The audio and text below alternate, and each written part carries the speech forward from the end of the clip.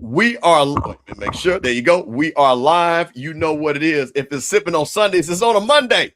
I think y'all kind of like that. But you know what, though? It doesn't matter. Sipping on Sundays on a Sunday, sipping on Sundays on a Monday. We still going to be sipping on all the hot topics of HBCUs and everything, man. You know what it is. It's Mr. Campbell, my man, Zoe Phillips, Jackson State in the building, FAMU in the building, HBCUs in the building. It's Monday night. You know what it is. Let's get it started.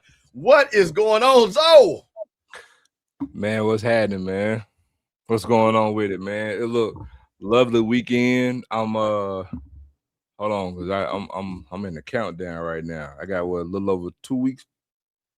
Yeah, I got 2 weeks from Saturday.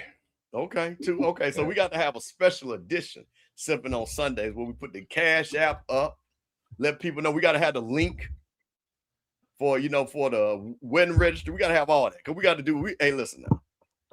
Now, y'all have been with us, and I'm going to say this, and I really, man, when we started this show for two reasons. A, because I love my man, Scotty like a son. We got to keep that off-strip channel. B, me and Zoe been talking about this for a second. And we said, we got to put this spin on it because, one thing about it, and Zoe, I think you'll agree with this. You might not like us. You might not want to talk to us, but the one thing you ain't going to deny is the fact that we spitting. Because we spit facts over here, Zoe. Sometimes folks get mad. We spit facts over here. I'm going to say this too, and I mean this, right? So I'm going to pull the curtain back a little bit. So a lot of y'all don't know. Well, some of you do. Like, I'm back in Mississippi now. I'm no longer in Atlanta, back home. And your boy, if y'all know, Herb know, Steve know, obviously, Scotty know. So your boy's here first. I done jump back into IT. And so, like, my days are crazy. Not in the mail truck. I'm back in my original field. Back in IT. Y'all know I work for AWS. Solely in networking, and so it take up a lot of my time. But let me just tell y'all, this football season right here, me and Unc, you ain't gonna want to watch nobody else. I swear to you, man. Listen, I salute and watch everybody, but I'm telling you right now, when we're talking about highlights, because see, one thing about it. Outside of swacking the fool, and maybe I might say Doc. Everybody else is school specific. Right. And even then, what they show gonna be limited. But I'm telling you right now, when we talk about SWAC, we talk about MEAC, we talk about them D2s, Sunday's gonna be lit. Look, I know NFL coming. I'm a diehard Chicago Bear fan, but I'm telling you right now, them Sunday evenings, you're gonna want to be here, bro. Bro, listen, because I want people to understand. You see, I had to. I'm just glad you said that. So that's why I got to have my Mr. SWAC unit in the back. You know what I'm saying? I'm international. I'm rather raised, but I'm internationally known for all the HBCU. So I'm here representing everybody, man. So listen, like I say, Kim, listen, representing Grambling. We got Grambling folks in here. We got A&T folks in here. We got FAMU folks in here, man. We got, listen, my man, listen, like you say, representing that D2 lipstick. You know what I'm saying? We don't care because we all big family. We appreciate all you all being here. But man, listen. Oh, see, and while I'm talking, because I did say it, shout out J Max, Lion Ass Laugh. Shout out my boys, man. They do their damn thing, repping the SWAC. But I'm telling y'all now, all of y'all that can hear my voice, going to have your ass here on Sunday night. Oh man. And hit the like button while you're here. Once again, Sipping on Sundays on a Monday, Mr. Campbell, Zoe Phillips, Off Script Network, the Rocky Miller channel, no matter where you're watching us on, however you're doing it, we appreciate you being here, man. And like, we got a lot of stuff to talk about because let me tell you got folks mad down there in Tallahassee. You got folks mad up there in Jackson. You got folks mad down there in Grambling. You got folks mad about who coming to SWAC Media Day. We got folks mad about polls, but you know what, though? See, we over here, we not mad about nothing. We just here to bring it down. But, so you know me, I got to bring a little news to us. So here's the thing, man. I saw this, and this is what just goes to show you the man is always going to be the man. So black folks try to do right. They go to the PWIs, and you know what I'm saying? They want to support their peers, which I have no problem with because everybody can't go to HBCU, right? Everybody. So if you everybody ain't look. I don't care. Just go. But this right here, I called this. I said, we got to talk about this right here. So down there at UNC W. Wilmington, I believe that's North That's Carolina, it. Wilmington Scout. Honoring the late physician, Dr. Leroy Upperman, could move to an HBCU after the request was made to change the requirement. That's all. White folks want them to change the requirement. Guess what they want to change it? So think about this. Now listen to this. A scholarship fund honoring the late physician, Dr. Leroy Upperman, will have to find a new home. Upperman passed away in 1996, but his commitment to education remains upheld by his family. In 1995, the family established the University of North Carolina, Wilmington Upperman African American Cultural Center. Not Scout Center.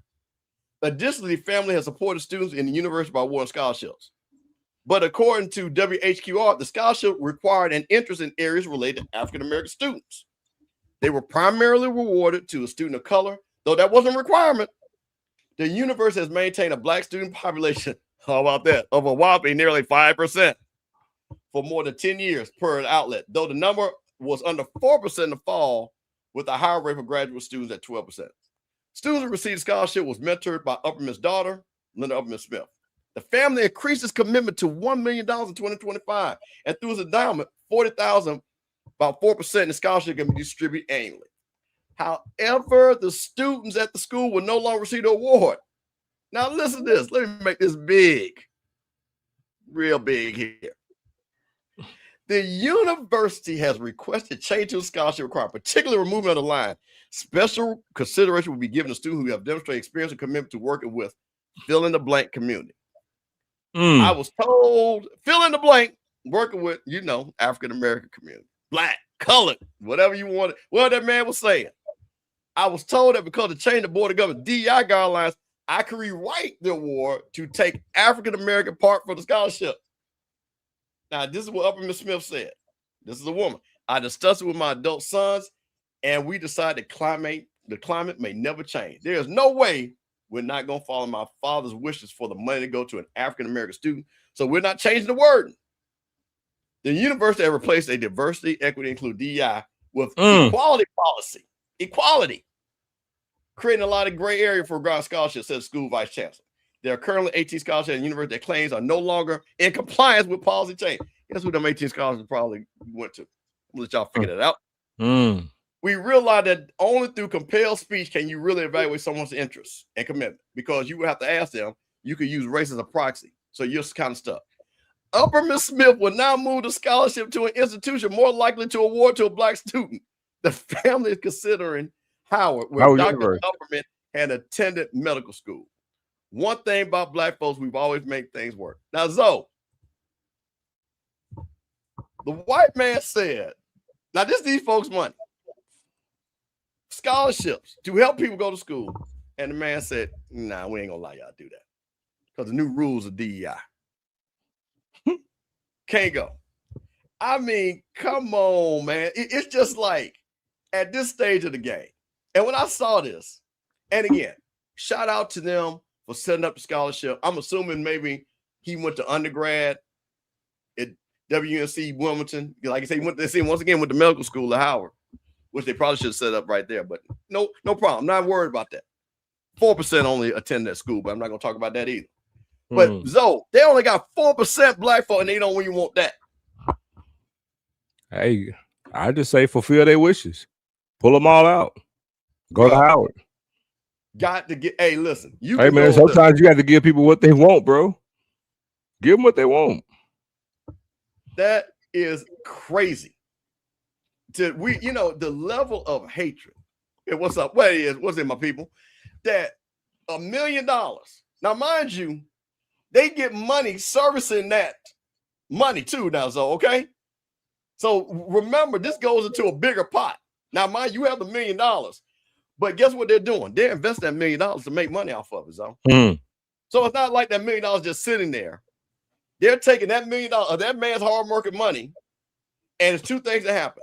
The return on investment goes to grow that funding, the scholarship, but guess what? And I know this for a fact, and my people that's in here know it too. See, when you have a foundation account, guess what they do? They have a service fee for you, so just to make sure to service that money. Now, I understand, you know what I'm saying? I'm not investing the money.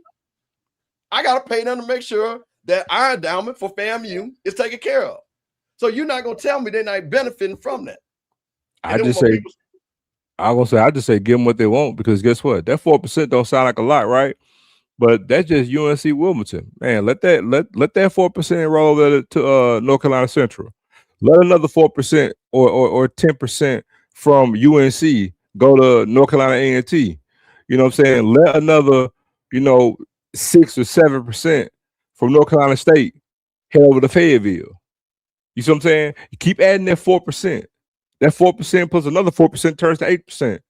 You think A&T, as big as it is, you think they wouldn't mind getting another 12% increase?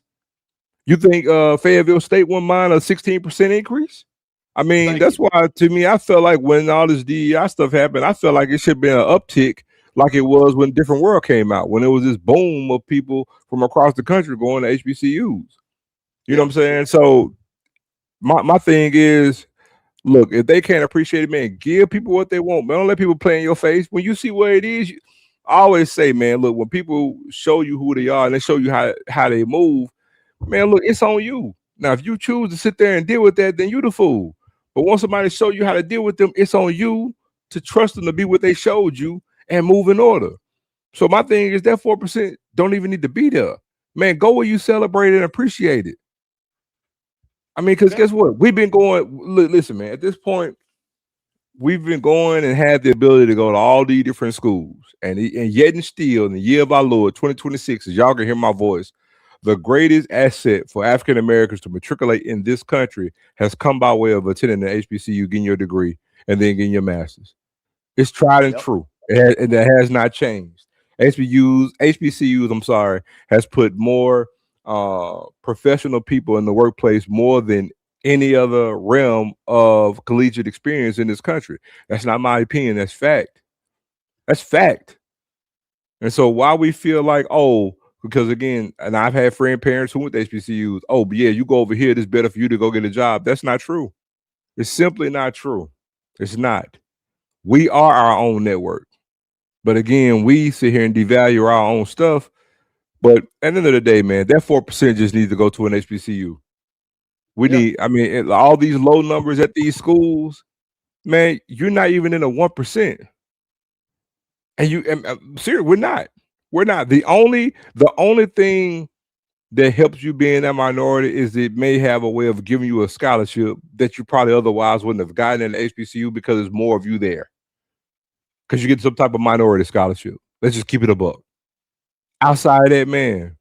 And look, I understand everybody can go to HBCU, and that's not what I'm saying. Right. But a hell of a lot more of us should be there. That's for damn sure. Because we're going over here, you in Michigan, but you want to go to the University of Michigan. You know, and I get it. But man, only a few of you gonna actually get the benefit of being there. It ain't gonna be like it in masses. I'm just keeping it a buck. So man, again, it's man, spitting in your face, disrespecting you. I mean, look at the look at the unmitigated gall, bro. You got a scholarship by way of a black man, and then you want to change the language because of some other stuff to say, oh, we know why you made this, but because of this, we ain't gonna do this no more. And we gonna choose who we want to give it to, though you created it. You see what I'm saying? You created it for how it needs to go. And now you're just gonna lose it all together. I mean, cut your nose off to spite your face. Like, that's crazy. You know, I'm gonna go here, and I gotta go. I try not to, because this is, as they say, a very slippery slope. But I'm just curious. If this was a Jewish scholarship, if this was a Jewish scholarship, you think they cut that scholarship? Hey man, sound good when you say it. You know, so and this is no to my and this is not anything to my Jewish, but I'm just making a point. Is that I guarantee you they would not have cut that scholarship. They would figure out a way to have made that work. Where Steve, the people that was intended, now mind you, that wasn't, because the bottom line is for the people that the scholarship is intended for. For the people that the scholarship is intended for. So I find it amazing. And again, so this man, and like I say, shout out to him that he wanted to see other people educated, come to that school, give them opportunity. Because, you know, I had a conversation, and I won't get too far in. I met a doctor today. Brother went to some small school in Jersey, but he was from North Carolina, Shelby. And he said, bro, that was a sundown town. That was his daddy went to A&T, and I'm pretty sure he went to a little small car to get away from this little sundown town. But just talking to this brother and listening to him, and the one thing he said, man, one thing about you HBCU folks, because he played golf with a lot of HBCU people, you know, a lot of FAMU people. He's an alpha, matter of fact. He's alpha. Shout out to you ain't all the alpha. Israel might be in here too. Shout out to all the alphas in the building.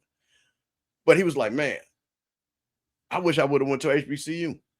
Because you guys, I meet all these people. I play golf with all these people, all these my frat brothers, and they went to this school and that school. I know all these FAMU Beta new guys. And he felt that he really missed out. And I said, man, well, your daddy went to A&T.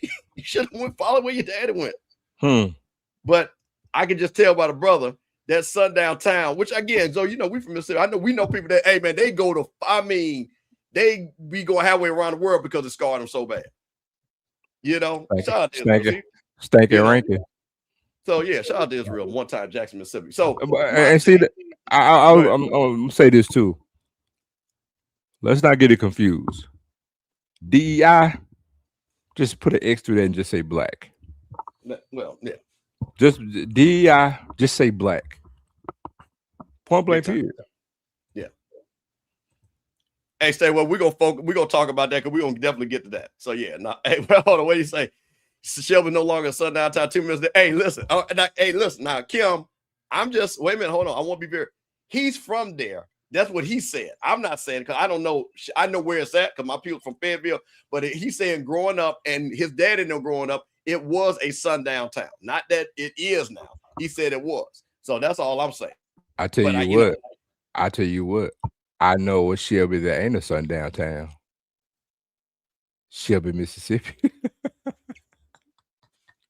Hold on, so you bring it up a little bit. I said Shelby, Mississippi. I said I know a Shelby that's not a sundown town. Shelby, Mississippi. Hey, oh boy, that's blacker than black. But hold on. I gotta tell y'all this one story. Hold on. Now, this is a funny story that he said. He said in Shelby during the 4th of July, the Klan would have a parade.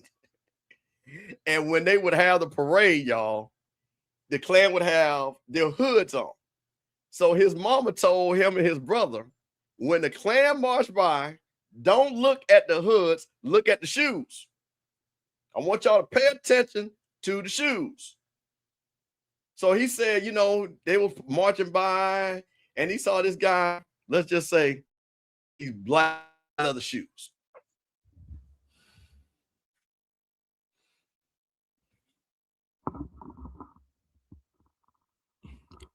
Steve, you froze. Okay, there we go. We blanked out for a second. So you can hear me, right? Yeah, I hear you now. So he said he was in the 5th grade. So he said he went. Now we're talking about Shelby, North Carolina, not Shelby, Mississippi. This story, Shelby, North Carolina.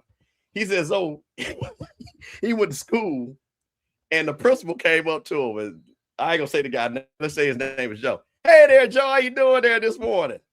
Hey there, Mr. White Man. How you doing? He said, did you have a happy 4th of July? He said, Mr. White Man, I sure did. He said, what did you do? I went to the parade. Oh, you went to the parade? Yeah, I went to the parade. Mr. White Man, I didn't know you were part of the Ku Klux Klan.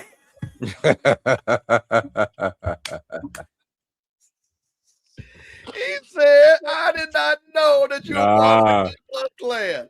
And be shamed that you put him on blast. Boy, put him on blast. He said that man got up out of his face so quick. Got him out of his face so quick. I said, come on, man. So you know what? So I'm just gonna tell y'all. Now, I thought that was ingenious. You see, shout out to old black people that think like that. You know what I'm saying? Because that was his mama passing down some straight knowledge. So if you see these jokers, whoever them jokers was in DC marching with they, you know what I'm saying? Don't look at the mask though. Do not look at the mask. Look at them shoes. Because I swear to God, if I see a cat, and I'll be like, wait a minute, dog. I think I know you. You ain't never seen me before. Now I seen them shoes, my boy. I seen them shoes. Hey man, listen, that was dope right there. That was a dope little story. When he told me that, I said, hey man, that's a good one right there. Well, I do want to tell you a little story about that. Oh yeah, go ahead. It wasn't shoes, but you know, I told you my mom's side of the family from Coldwater, Mississippi, and Cottonville, Coldwater. Yep. and Arkansas, Mississippi, man. Shout out my cousin, man, James Earl Jones. I told you about that. But it was said, it was a known thing that back then you could also tell because, you know, they didn't wear gloves, right? Whenever they would do what they do. So the thing is, sometime when they would have a demonstration, you know, which was rare because, you know, most time they met up at night when they do what they did, right? But sometime when they got to the point, not in the 60s, but like early 70s, when they would do like these little marching stuff, you could tell who was who that was their local if they had tattoos like on their wrists and on their on their hands. You know what I'm saying? And so people they would take photos and then they would match up to know, you know, certain people that had tattoos on their hands, their fingers, and on their wrists, and they could match up and, oh yeah, that's so and so and so and so. Because most of the time it will be people from the town that they're from, but also nearby towns in the region, I would say. So it's almost like if you did North Mississippi, they may be a good portion of them be like all throughout the Delta. You see what I'm saying? Right. And then they meet up. It's almost like they had chapters, you know what I'm saying? You rarely ever have, you know what I'm saying, the KKK from down here in Stankin Rankin. You know, it was horrible. Rankin County was horrible. But then it's like they weren't coming up to the Delta for the most part. You see what I'm saying? You know, only time they would have somebody do something be like somebody come from out of town, like what's my guy named Sam Bowers from Alabama that bombed, you know what I'm saying, 6th Street Baptist Church. Right. You know what I'm saying? He would come to Mississippi, you know what I'm saying, because he had a relative or some shit like that when he was the one who terrorized and got the civil rights workers out of Philadelphia. So I just wanted to say a lot of times they would take pictures. They would know from matching tattoos from their hands, their fingers, and their wrists. No, big time, man. Big time. So, man, just wanted to tell y'all that, man, a little story, man. So, you know, once again, hey, man, put your money. You know what? So all my people, you know, that's listening, if you went to a PWI, hey, man, trust me, there's an HBCU near you that will be glad to take that scholarship. Treat you really, really good. So, like I say, so don't get that much to them white folks, man, because they're gonna do you like that. That's just disrespectful. But Zoe, I'm gonna shift gears because, you know, this is Sipping on Sundays. People want to hear, you know, SWAC Media Day, all that stuff. But so I saw something that was pretty interesting. What you see, man? You know, them folks down there in Grambling, they trying to make some moves. So let me show you what I saw, the little graphic that came up here. Guess who's coming to dinner? So RJ Johnson is coming to Grambling. He went up there to UMass, left FAMU, got him when Quinn came there. Quinn said, hey, bro, probably best you gonna make your way on up out of there. RJ had a rough down there at FAMU. With just, you know, he came down there one year. And again, you know, people, you know, I heard people, oh, well, stats were great. Well, I saw that Jack State loss. I saw that Alabama State loss. Who else blew us out of there? Them 3 games in a row. So did we play South Carolina State? Whoever, it was another team that just blew. I remember Alabama State and Jack State right off the rip. And we lost to Valley too. And we lost to Bethune. See, all that. Well, just so you know, toward the end of last season, you know that RJ was really jarring. That's what we call him. So, you know, so he goes up there. He was really jarring, dog. That Jack State game. Woo. Bro, hey, listen, I'll tell you this. At that Jack State game, or the Alabama State game, so I have media passes. So I go and I get to ask the coach a question. You know what I mean? So I go down, I'm on the sideline. I see my Jack State folks. Shout out to them. We was at the game. So I go and I ask Coach, I say, Coach, we're watching the game. And I want to say it was a Jack State game. And Jack State was like giving a cushion because they didn't believe nobody could beat them deep, which was true. We didn't have nobody, you know. But we were like, Coach, RJ not even throwing a ball past 3 yards. Not so hear what I said. Not 5, not 8, past 3. We had it, and we asked him, why do you think that happened? You know what he said? I don't know. I'll have to ask. Like, you have to ask why we ain't paying for 3 yards. So, hey, so needless to say, RJ felt it wasn't a fit. He went up to UMass. Now, mind you, Zoe, football season just ended in December. He went to UMass when the transfer portal opened and signed. We were like, okay, that's pretty impressive that he went to UMass. But here's the thing. According to him, something just didn't work out up there at UMass. Now, I ain't gonna get in that boy business. I'm not gonna get in that cat's business, but I know what happened, but it just didn't work out. So let me tell you so when I saw him get in the portal, I swear to God, and anybody that knows me that we were talking about this, I said, how much you want to bet that RJ either heads to Valley or Grambling? And guess what he's at?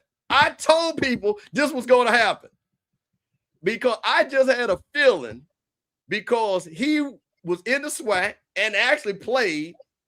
He said, you know what?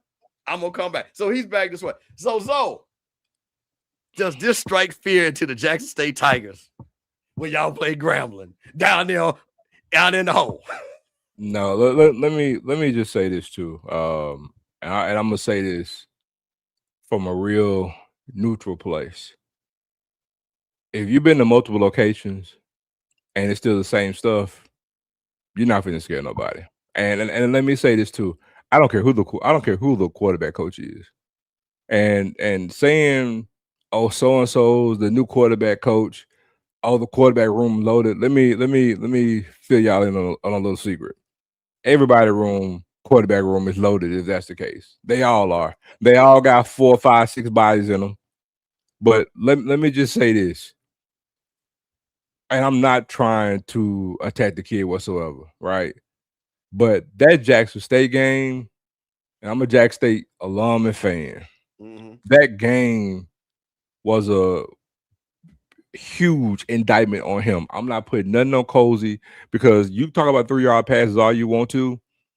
I'm going to look at the bad decision making with the ball because there were plenty of times where on certain things in that game, what he saw and where he was going to, it was bad decision making all game long. Right. So I'm gonna start there. Now, granted, there can be a lot of things that run into that, right? Say inconsistencies with the OC. You know what I'm saying? It's toward the end of the year pressure because he had strung quite a few games together back to back with bad play. You know what I'm saying? A coach is on the hot seat to get fired. All that plays into bad ball at that particular point. So we get this. But bro, when I'm talking about bad decision after bad decision, what up, Blue? Bad decision after bad decision during that game. He played bad games before then, but I'm speaking solely on the Jack State game because that was a model. That was a whooping. And it wasn't so much how good Jackson State defense played, though they did. It was really how inept FAMU's offense was. We can speak to the 3-yard passes, but Steve, there were so many times when they didn't do that, and it was just bad decision with regards to the location of where we're going to the ball. It was solely on the quarterback a lot. And something we're going to touch into a little bit here. If you have borderline bad to bad quarterback play, I don't care what else you have on offense. It ain't going to go. You can have a good old line. If you got bad decision making and bad quarterback play, it's gonna negate all the other good that you have. If I got these great weapons at receiver, but I got bad decision making and I can't give them the ball and I'm making bad decisions, it's gonna negate all the positive that you have. And that's why I said after that game, he was really jarring. And I said that after the game, it was bad. And again, he was at UMass beforehand. Man, he didn't light anything up to put fear in your heart, even when he was transferring in. So him going to Grambling is not something they're going to sit there and stoke any, forget the word fear. It's not moving the needle at all. And again, he's, even with him transferring in, he's not a threat to start. He's literally battling for a backup position. Let's just keep it a buck. Let's just keep it a buck. And honestly, we don't even know. He may have actually, the only foolproof way to get out of the portal is to walk on. That's a fact. He may have actually walked on the Grambling. I got to take what I can get to finish out my last year and be somewhere in a familiar conference. So again, this ain't moving the needle. Israel definitely not. I can tell you that. Because we gonna talk about that. I will say I'm not discrediting that. Yes, it is some of it was on the O line, but what's the key word? Some of it. even in a good game and the quarterback is playing good, I could put some busted plays on the O-line. I could put, you know what I'm saying? I could put some busted plays on the running back. That's why, again, if I could sit there and say you had 75 snaps, you're not gonna have 75 good snaps, are you, Steve? No. So again, I'm not putting all the blame on him, but the majority of it was. Yeah. So I tell you what, when let me say this, and this is one thing about it. Sipping on Sundays, Off Script Network, Zoe Phillips, Mr. Campbell, Rocky Miller Channel, man, HBCU News and Notes, everything that's going on, man. The Sipping on Sundays on a Monday. So listen, this is why I'll say to RJ, bro, I'm glad you in the HBCU atmosphere, you got another chance. Hey man, listen, because I'm just gonna say it. Everybody know it ain't no secret. My guy Bruce Eugene going down to the ground. And I'm gonna tell you one thing I do know about Bruce Eugene. He know how to coach quarterbacks. He know how to coach football. So I don't know who's gonna be the quarterback because, like the Grambling people say, he ain't even gonna be the starter. And like you said, Zoe, so we don't even know he's gonna play. But what I will say to RJ, hey man, listen to Bruce Eugene. Listen to that brother and learn how to play quarterback. And then we'll see what happens. You know what I mean? Because you think, that's one thing. This kind of goes back to the thing. It's always HBCU that'll give you another chance, another shot. Always HBCU. So, hey, man, do what you're supposed to do. Get down there with your Kappa brothers, hang out. And I'm going to tell you something, man, too. I know those folks down there, those are my people. Go down there playing no games because see, they know what quarterback play look like because they have legends that play quarterback. I don't know if that's Lionel. What's up, Lionel? Yeah, that is. There it is. There it is. So, so that's the thing about it. So, Zoe, we got to get, I'm going to get in this one little thing. I did see this, and this is really for my Prairie View people because this was pretty funny to me. And I need the Prairie View people to answer this question. So, guess what? People always talking about people's stadiums, right? Mm-hmm. FAMU Stadium this, Jack State Stadium this, Prairie View Stadium this, Grand Lake Stadium. But one thing they always really say is who don't have a stadium.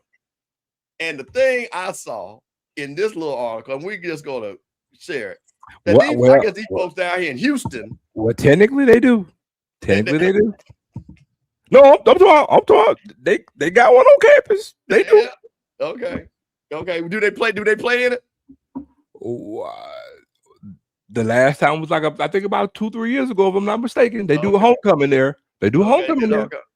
Well, allegedly, Texas Southern is going to get a new football stadium in a $1.7 billion campus overhaul. So they got a whole master plan. Lionel showed the video looked like from PlayStation 1, though, the little video. They got to tighten that up. And they said, hey, man, look, that video, like, bro, that was PlayStation 1 part. Resident Evil. Oh, man. That plays a new football stadium at the center of a long-term vision of modernize the HBCU.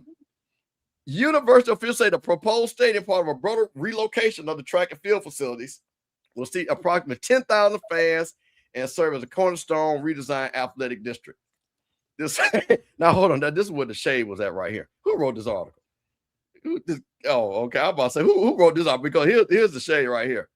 Let me make this big. This is shade. And I bet you Kendrick wrote this. The so-called master plan. Wow. So-called is part of a 10-year, 3-phase plan to reshape the Houston campus with updated academic build student housing. If completed, another shade, the new venue will mark a significant shift in TSU football, offering a more modern-day environment on campus. So, so here you go. So listen, so this is on the screen. See, this is what I'll tell you. Yeah. Look, I'm gonna say what is this? Look, I'm gonna say this.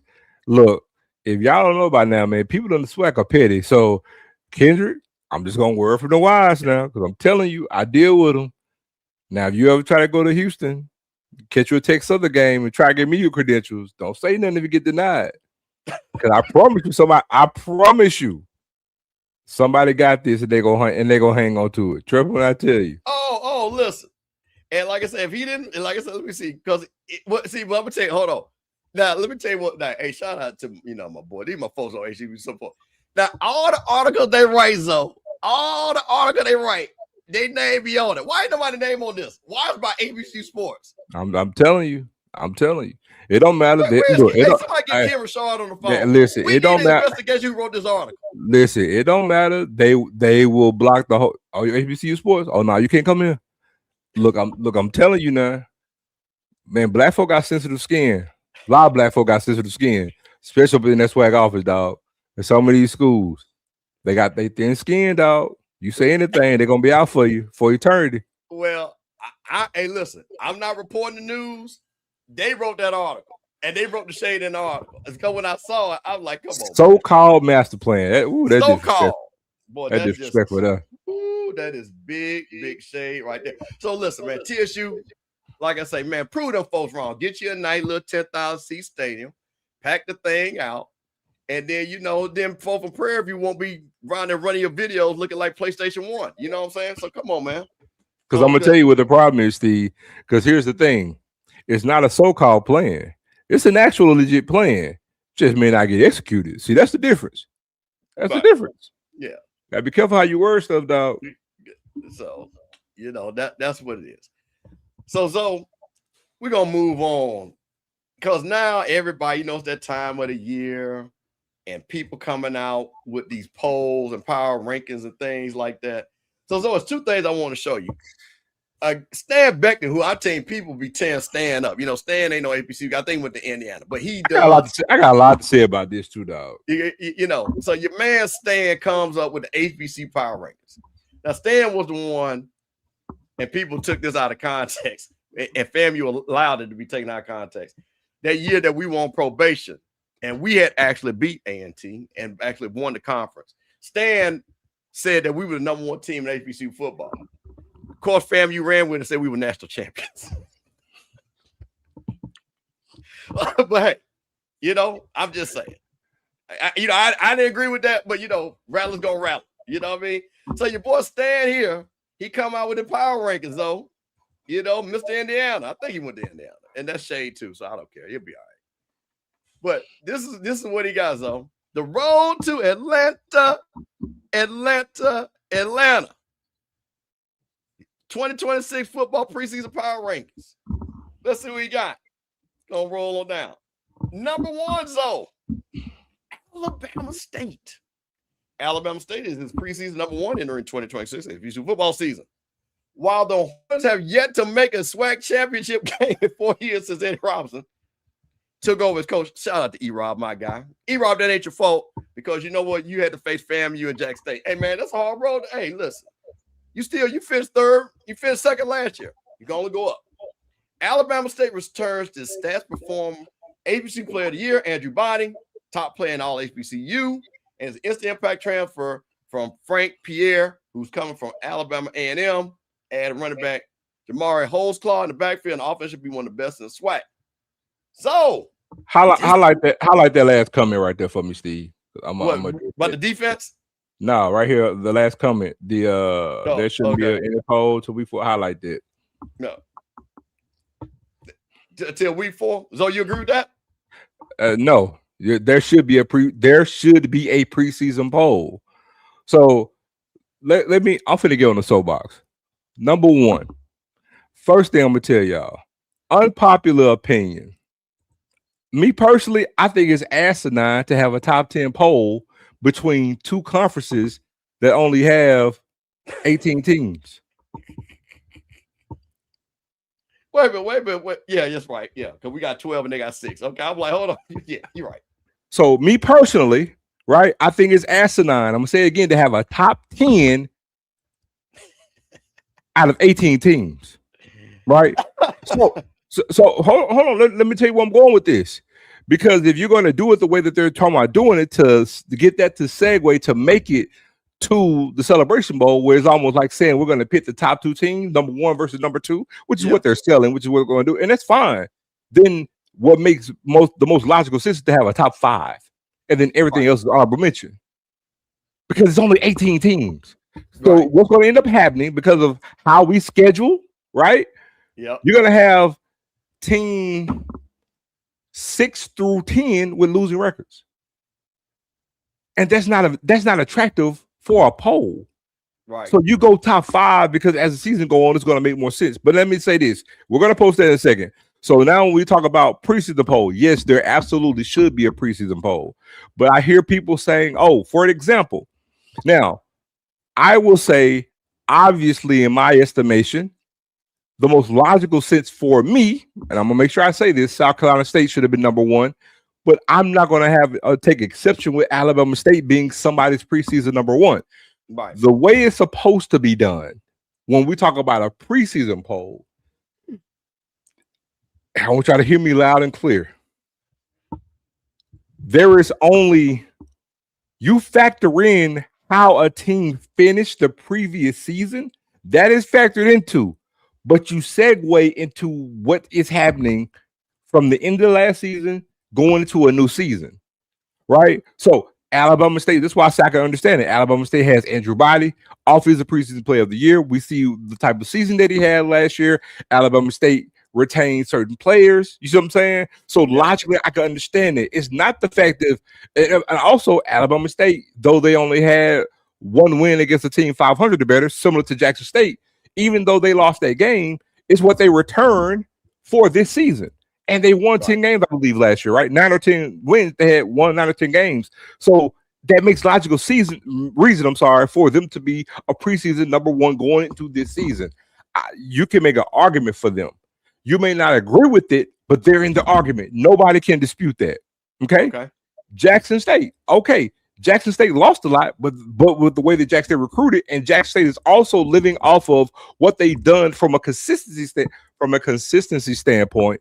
That's why they can have them in the fray in the top three. You can make an argument for Jackson State, but I'm not going to sit there and say, yes, Jackson State should be number one, but you can make an argument for Jackson State being the top three. Where they fall, 2 or 3, that's up for debate. South Carolina State, the defending national champion, when you look at what they returned, again, it's not who they beat last year and how they finished, because, again, if they lost so many guys off their team, it doesn't matter. It's what they return, how they've transitioned. You see what I'm saying? With some continuity. Now it's Chinsbury's third season, you know what I'm saying? Forecasting what you think they're going to do, as well as the schedule that they have.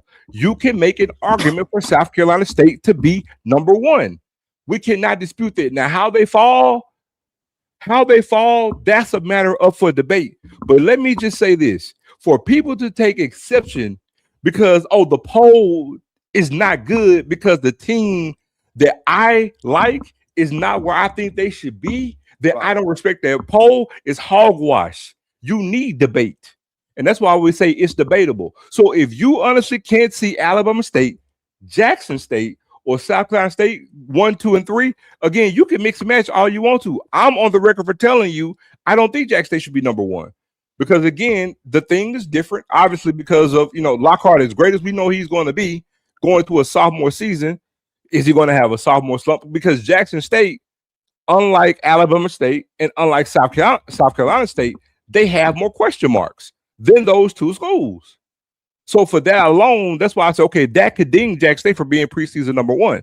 But damn, being a run-up in the conference title game and still come back preseason number 2 in the national poll, I don't have a problem with that. Or number 3, to be honest with you, Steve. But this whole thing like, oh, man, this poll is bad because Alabama State is number 1. Well, they have an argument. They have a legit argument.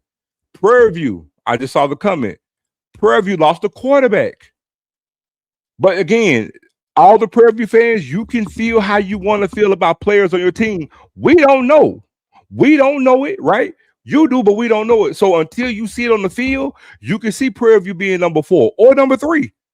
Do you see what I'm saying? Now, if Prairie View was bringing Cam Peters back, I will sit there and tell you Prairie View probably should be number 1 preseason poll. They lost the national championship game, but they're bringing their quarterback back. You see what I'm saying? And they had a great recruiting class. That's how you do that. But to sit here and be like, this poll is ridiculous because how in the world is, Jackson State not number 1? This poll is trash. Or Alabama State, there's no way they should be number 1. Alabama State should not be above Jackson State because Jackson State beat them last year. Jackson State beating Alabama State has nothing to do with a pro for 2026. No. But let's get to the people that's really offended. Okay. So we got Jackson State too, which you talked about. South Carolina State, which we're going to look at another poll. ain't number 3. They come in number 3. Now, why does my man Stan say that? He said because the reason South Carolina State is number 1 because they lost both their quarterbacks. Beyond the question on the center, South Carolina State is the top team in MEAC until proven otherwise, especially with the favorable schedule. Games against Central and Delaware State at home in the final 2 weeks of the season, and the non-conference slate is not too intimidating. And additionally, is our reminder, Chen's Bear has not lost a conference game. Now here, boy, you know them folks down there in Texas was 38 hot when they saw this right here.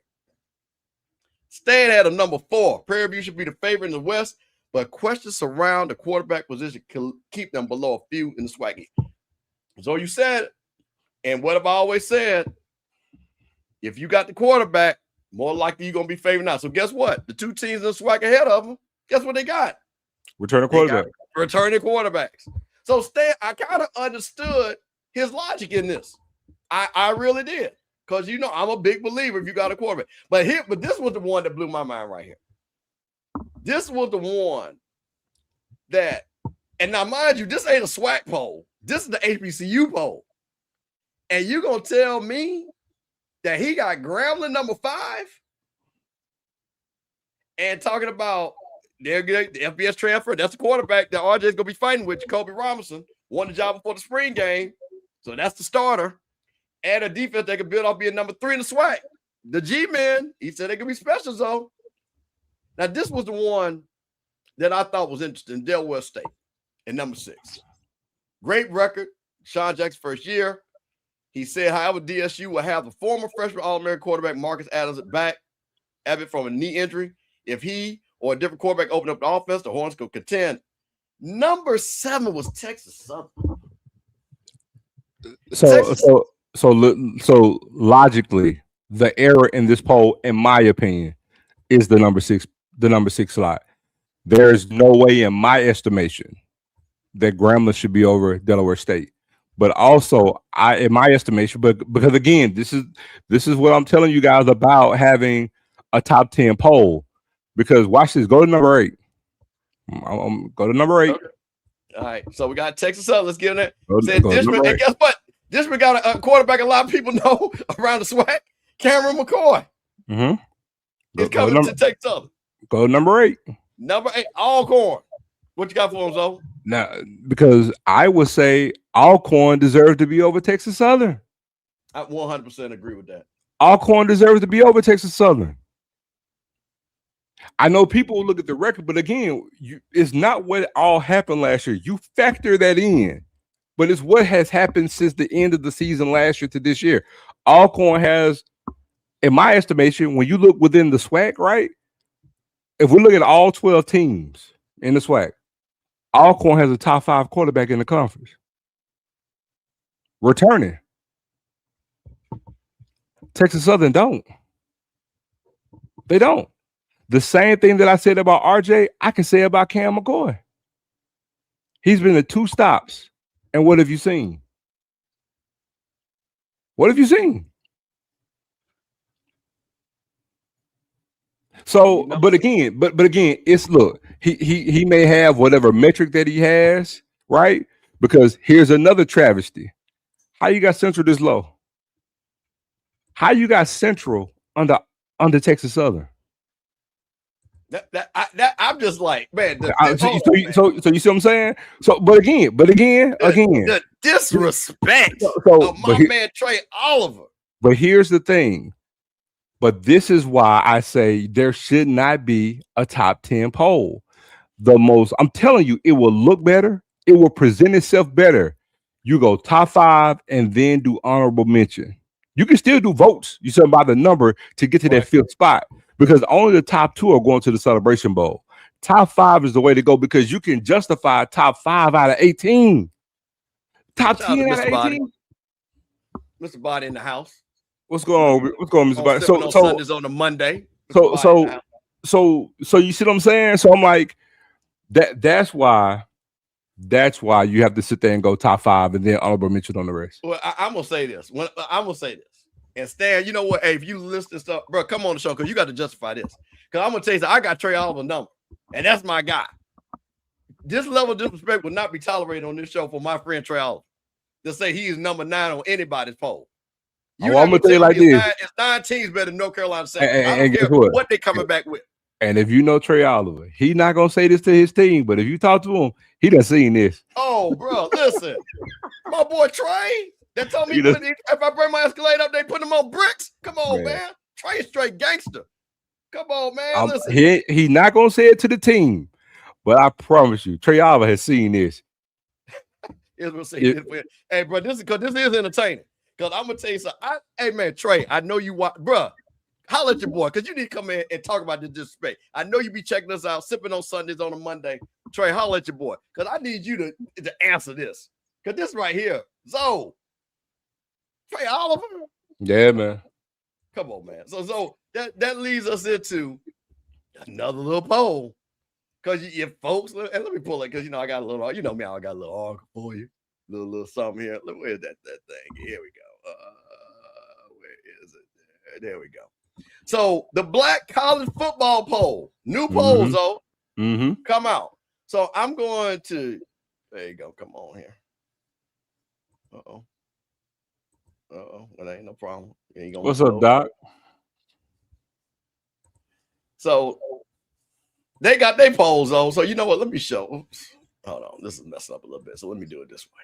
I'm gonna actually show the graphic, and I'll get to the. There we go.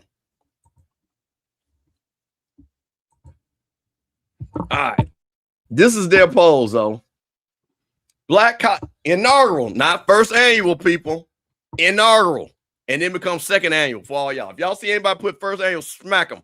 There's no such thing as first annual. Okay, that's a big pet peeve of mine. So if y'all had your little parties and your little thing, don't ever put first annual. It's inaugural and second annual. Okay? Hey, it puts me in mind of every time back in the day a Jamaica came on with a song. With the first thing you say, this one is an original. I mean, my boys that be throwing that party, boy, they think they got a big joint. The first annual white part, bro. Ain't no first annual. Come on, man. So all right, here we go. So. Let's get back to it. So they big poll. So they poll ain't matching up to your boy Stan. They got South Carolina State number 1, Prairie View number 2, Jackson State number 3, and Stan's number 1 team at 4. Then at 5, with respect, Trey Oliver, Delaware State at number 6, Grambling at 7, Bethune at 8. Texas Southern at 9, and Florida A&M at 10. So now I'm gonna tell you something. I don't know who actually votes for this. I need somebody, I'm gonna figure that out. Who votes for this and all this good stuff. Now this poll right here, I can rock with this poll. Now Steve, blow it up. I can defend this poll right here. I can defend it. Blow it up, some Steve. Okay. But I'm gonna tell you now. Here's where I'm gonna go with this poll. Right. I agree with this poll. Okay. So the thing I want people to understand is, even if you see this poll, and let's just say you may feel, oh man, Alabama State is too low. Man, they should be at least number 2. Here's the thing. You very well could be right. But if you only feel one thing is out of place, then guess what? That's a damn good poll. Right. Then the poll is done what it's supposed to done. Everybody's not going to agree every time with all selections. But man, I can make a damn good case for this poll to be spot on. Think about what we just said, right? Alabama State's number 4, but South Carolina State's number 1. But here's the thing. To me, in my opinion, Alabama State, Prairie View, South Carolina State, you can make an argue for number 1.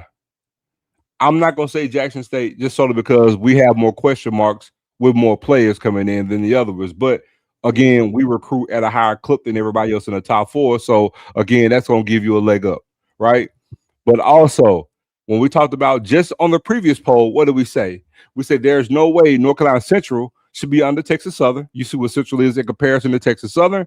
Then also we said what? There's no way that Grambling should be above Delaware State. You see Grambling distinctly under Delaware State. But also look at the records from 1 down to 10. Right. Look at the records. So now you can see it kind of falls in line. Look at the first place votes. Look at the first place votes. Now, some people may say, oh, well, how is Jackson State and Alabama State under Prairie View? Because they may have more first place votes. It goes by total points or total votes. And that's why Prairie View is ahead of Jackson State. But also, why are we so in such an uproar on the first official poll for the season when you're going to get a poll every week? It's going to change. It's going to change. So, well, I'm gonna tell you this. This poll right here, and I think somebody said it. This is out of all the polls. This is, and Israel hit it. You know, I like this. I like this thought process. They want something. I can go with that, even though that doesn't mean something always all the time. But it has value to what you're bringing back. We know what South Carolina State's bringing back. We know what Prairie View's bringing back. We know what Jackson State. We know Alabama State. Those first four, again, depending on who you're talking to, you can bring them up, down, round, and round. I like this poll, but I will say this. Me personally, I got to move Alabama State up. And the only reason why I'm moving Alabama State up because Andrew Body. And they got games against Jackson State, FAMU at home. And he returned his SWAC player, offensive player of the year. So I'm going to have, if this is my poll, I'm going to keep South Carolina because I just believe in Chennis Berry. 1-0. We're just going 1-0. And that 1-0 thing be meaning something. T-Jack, you know what I'm saying? I believe the coach, but I will say this too.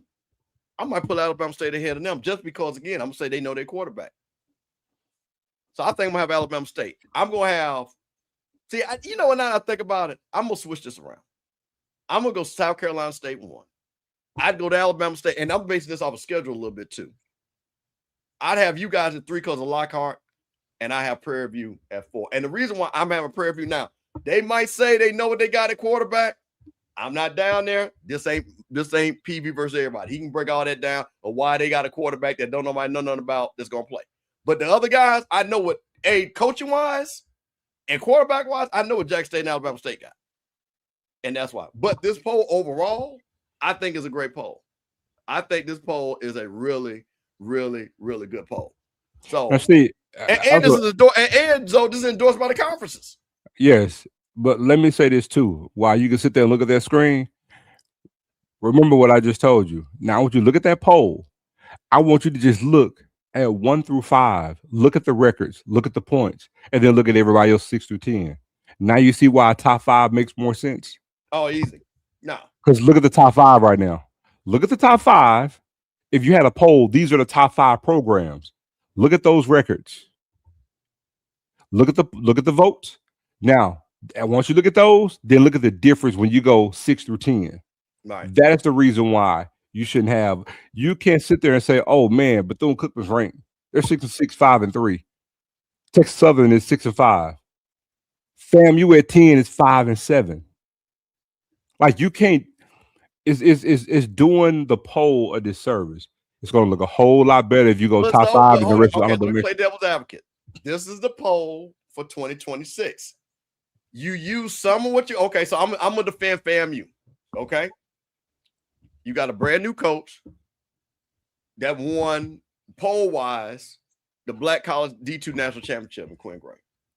You got Isaiah Knowles, who was the Conference Player of the Year offensively. Got a new quarterback. So right now in the SWAC, and like I say, he gonna be one of the top 4 quarterbacks. If you add Brown in there for Alabama A&M, so I can see why FAMU could be at 10. Because coaching, because here's the thing. If you're basing this off of what you're saying, I can tell you, which we talked about earlier, I can tell you 2 losses alone was coaching, and we would have been 7-5. I get that, but guess how with everything you just said, guess how I can lace that. FAMU was hot as an honorable mention to move up quickly as one. You know how you get the other receiving votes? I mean, FAMU, because they got a winning D2 coach, brought his quarterback in with him. Because guess what? I could put FAMU and say, you know what? FAMU is trending up better than Texas Southern. FAMU is trending up better than Bethune-Cookman. They're on par with Grambling as an honorable mention. And guess what? After week 1, hey man, if North Carolina Central or Alabama State or Jackson slip up, damn, FAMU is creeping up to be number 5. After week 2, FAMU is number 5. So again, a top 5, it looks better on paper. It's going to give more energy and credence to winning, because you don't need to sit there because when you're ranked, no matter how you splice it, there's a form of celebration in that. and good feeling, you know what I'm saying, and good energy, as if we're thriving around here within our program. And we are accepting too much mediocrity, because there is no way on God's green earth any team should be ranked 6 and 5 on anything. I'm just keeping it a buck. Nobody should be ranked to say, oh yeah, we're the 5th ranked team. Number 5 play number 2. It's catfishing. We're lying to people. We're trying to fabricate something that ain't what it is. Because that's not a top 5 matchup, dog. It's not. Y'all can stop me when I start lying. It's not a top 5 matchup. But yeah, it is, because they number 5. So I mean, that's my point. But now if you go 1 through 5, it's gonna hit different if you got a top 5 poll and number 5 playing number 1. They both got winning records. You can sell that. You can sell that on SWAC TV network, on SWAC TV, on the app. But man, you ain't finna sit there and sell, oh man, Bethune-Cookman, they went over in the non-conference slate. They won 4 games now. They're 4-4, they 500, and every team they beat got a losing record. They rank number 5 or number 6 in the top 10 poll, and they play in the number 2 ranked team. Come on, man. It's you telling me you're not excited about that number 7 Grambling versus Bethune-Cookman's matchup? Man. That's hard. Number 7 versus number 8. Hey man, you finna spit on me and tell me it's raining, dog. Come on. Number 7 versus number 8. So you know you're ready for that. Come on, man. Number 8 versus number 4 Alabama State. Come on, man. I know you're ready for that. Come on, man. I know you're ready for that. I know you're ready for that. So, Zoe, we got the polls out the way. On Wednesday, that I'm not invited to, due to my affiliation with the Off Script channel, it's SWAC Media Day. So you got a bunch of folks going down there to SWAC Media Day. You know, so, hey man, listen, we ain't invited. It's okay. Hey, hold on. Who's oh, Kendrick? See, well, I'll just tell you, Kendrick, the SWAC Petty man, they got an amazing memory. Bro, let me tell you. You know the thing. You know what hurts my feelings? Dr. McClellan from Jackson. I'm telling him, come on, we gonna make him look good if you come on Sippin On Sundays, but he don't like me because of my affiliations. You know what I'm saying? I feel disrespected. Hey man, me and Dr. Charles, we affiliated, dog. We both Seaway alums, dog. Yeah, you know, I'm like, come on, man, bro. I remember you when you wasn't even tall, my boy. You know what I'm saying? You was skinny and all that. Now you're a grown, you're a grown man. But you still skinny. You still skinny. You know what I'm saying? He had a growth spurt, man. You know what I'm saying? I remember when the little cat was running around there. You know, I know it's God's sister. That's what I'm saying. Me and God, that's my people, you know, and everything. But I'm just like, come on, bro. Hey, listen. Hey, Ron, they got us all that. Because let me tell you what was the Andrew Robert. Hey, man, shout out to Andrew Robert. Now, Andrew Robert, good people. Andrew Robert do it real smooth. You have to send in a questionnaire. Name all the channels that you're broadcasting on. So Rocky did it real smooth. Rocky named every channel, YouTube, Twitter, and he just like, and Off Script. Denied. So needless to say, HBCU Coaches Corner will not be simulcast on Off Script Network this year. and they still might be denying me because guess what? We still doing Sippin On Sundays on Off Script. Still doing it. So I ain't going nowhere. We still holding it down for Scotty. Absolutely. Hey. We still do it. Oh, look. Hey. Okay. So, hey, Doc, hey, man, go on down there, do your thing, man. And everybody that's going, man, congratulations. It's good. You know, it's great for the con because you know what? Me and Zoe going to do a breakdown on Sunday. Going to be just as good anyway. And, you know, I know so far I might have some people come on the show on Sunday. But I will say this because I'm not going this year. You know, we got weird obligations, things of that nature. But yes, you do. The kid will be there next year. We will be there next year. The kid will be there next year. Live and direct. For SWAC Media Day. Well, Zoe, I'm telling you something. I'm gonna tell you this, and you know what? I'm your boy. If I tell you something, I'm working on something big. I'm just gonna pay my way up in that thing. The thing I'm working on. So we're gonna do it. So Zoe, let's get on to it. The media day. We got people coming, and you know what? So Zoe, I gave Zoe a question, and it was totally unscientific. But I said, Zoe, you know what? I kind of noticed the last. I go all the way back to Grambling, right? Told Kincaid. So that's as far as I could just think about it. The quarterback, the team that had a quarterback that went to SWAC Media Day, more likely than not won the SWAC. Yep. So I just thought that was just interesting. So you know what? So there's a couple of teams And I'm gonna show this first because this is gonna break this down. Let's bring a quarterback, and then we're gonna show the graphics of the guys that's going. But they had a nice little breakdown of who's going to the SWAC Media Day. So this is HBCU game day. And, shout out to them. So we're gonna get right to it. So this is the media lineup. But so what I was most interested on, well, who were the quarterbacks that were coming? So these are the teams that got quarterbacks that are coming. Let's make it real big so people can see it. That are coming. Quad Brown, Alabama A&M. Absolutely, Andrew Body, Alabama State. Jalen Tolbert for Alcorn. Isaiah Knowles, Florida A&M. Jared Lockhart, Jackson State. Josh Brown, Mississippi Valley. And Cameron McCoy for Texas Southern. Now, so I said this again. Usually, if you have a quarterback that comes to the SWAC Media Day, and I'm going to ask the preview people. I'm pretty sure Cam Peters came last year. I'm pretty sure. I need my preview people to validate that. So this is the rest of the people. So he talked about that. And you know what? Let me use the graphic on this because this is probably better because we know who the coaches are.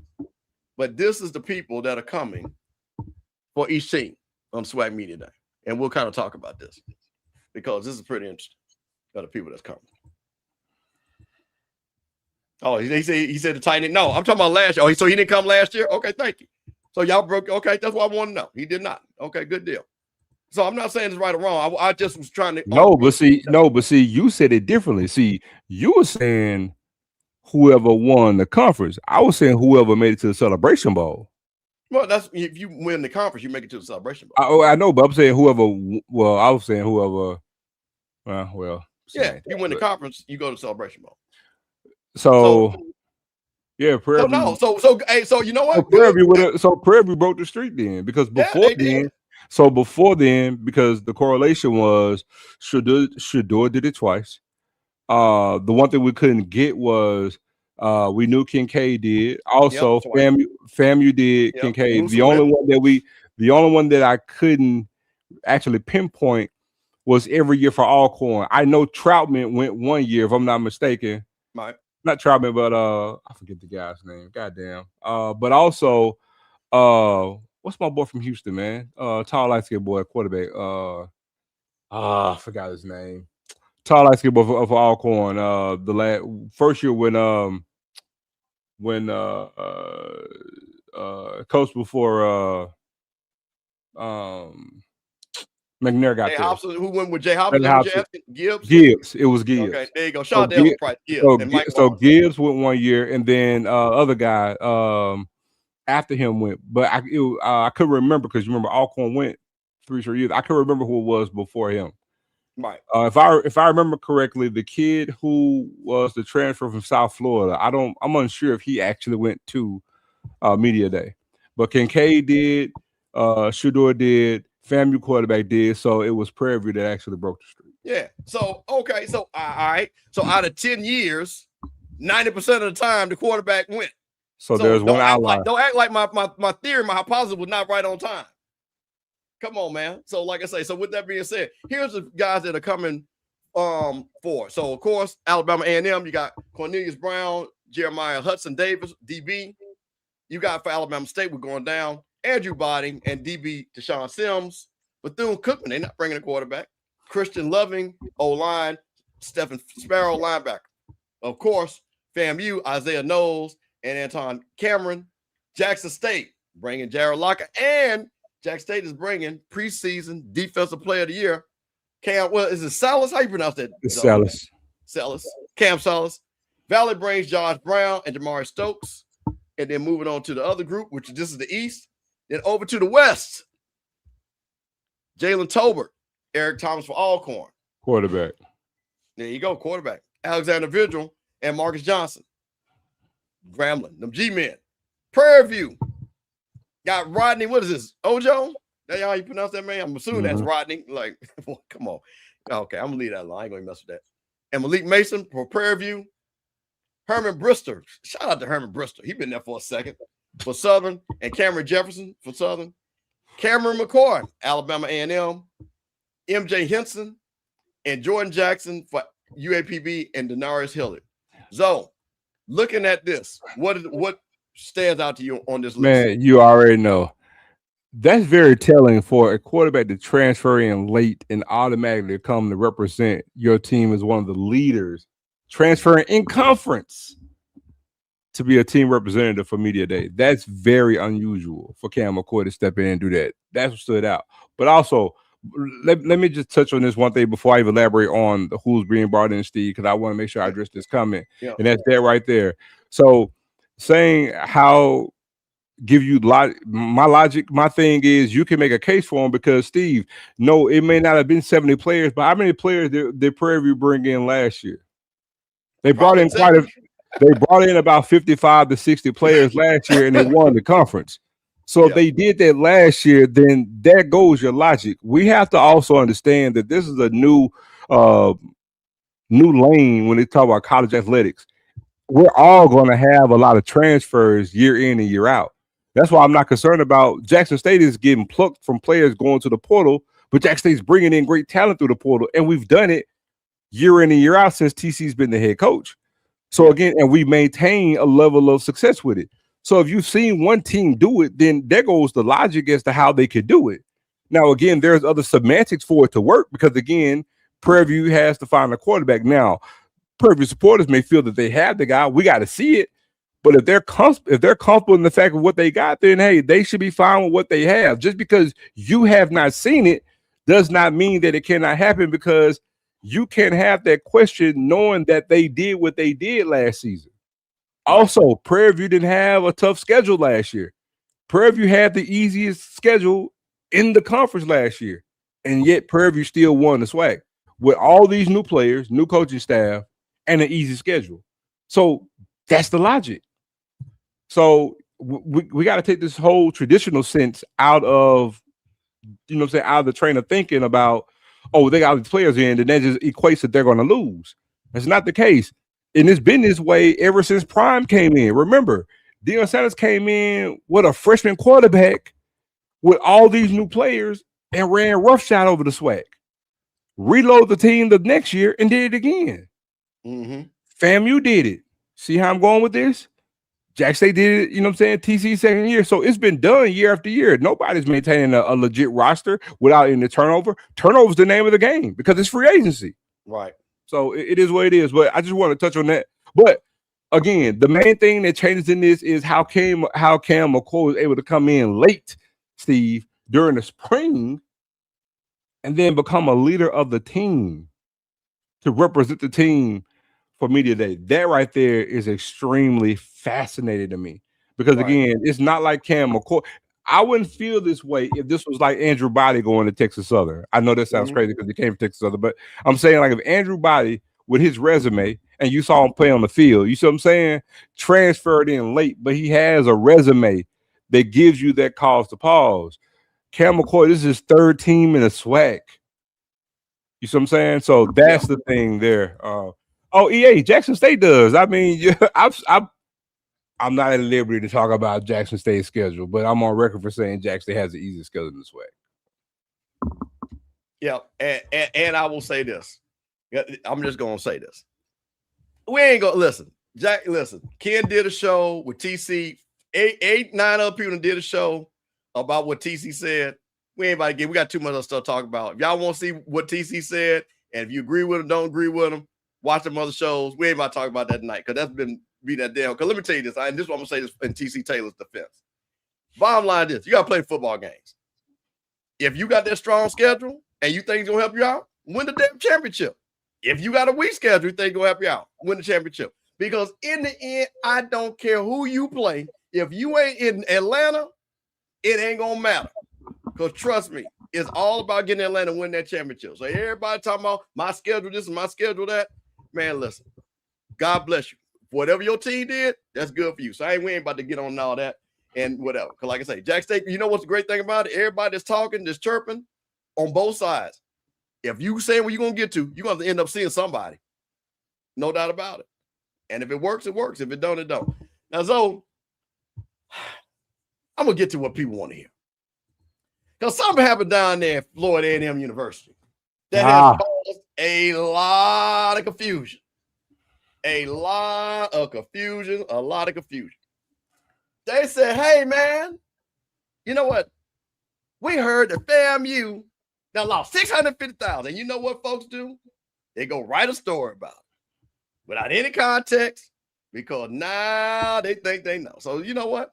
Guess who wrote it? My boy Kendrick. Boy, that Kendrick loved to throw a little shade. Oh, he put a name on it that time, huh?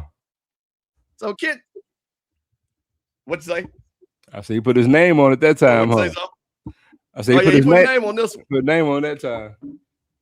He put his name on this.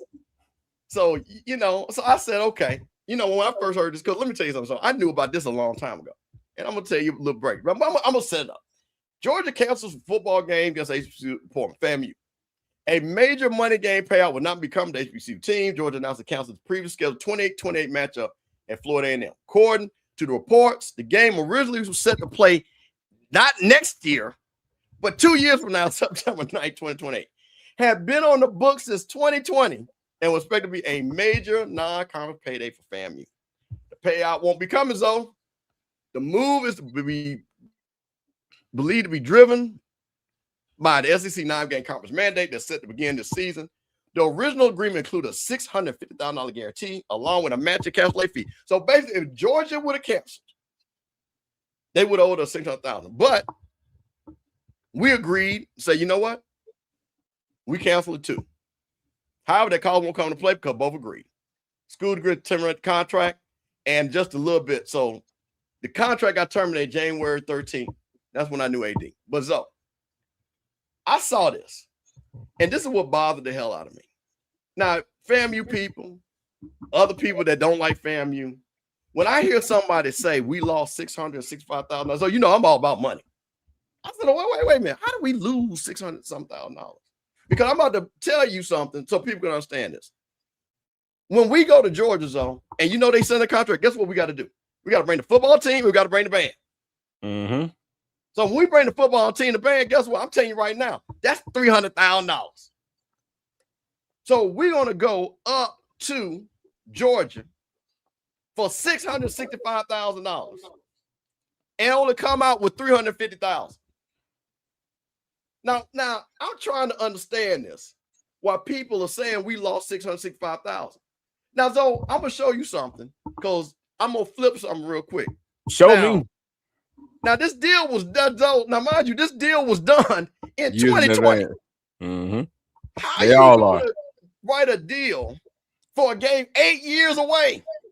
Now, Zoe, I'm gonna show you something to show you how. And hey, you know what? Go Shay, you got to take this hit, my boy. Because there's no way that you thought that was good business. Because you know what I'm gonna tell you why that wasn't good business on? Let me just show you something. Because people have short memories and how you got to pay attention to what's going on with business. So you know, I don't know if you noticed that. You know, fam, you played Ohio State back in 2013. 2013, Zoe. And guess what we got? Look at this.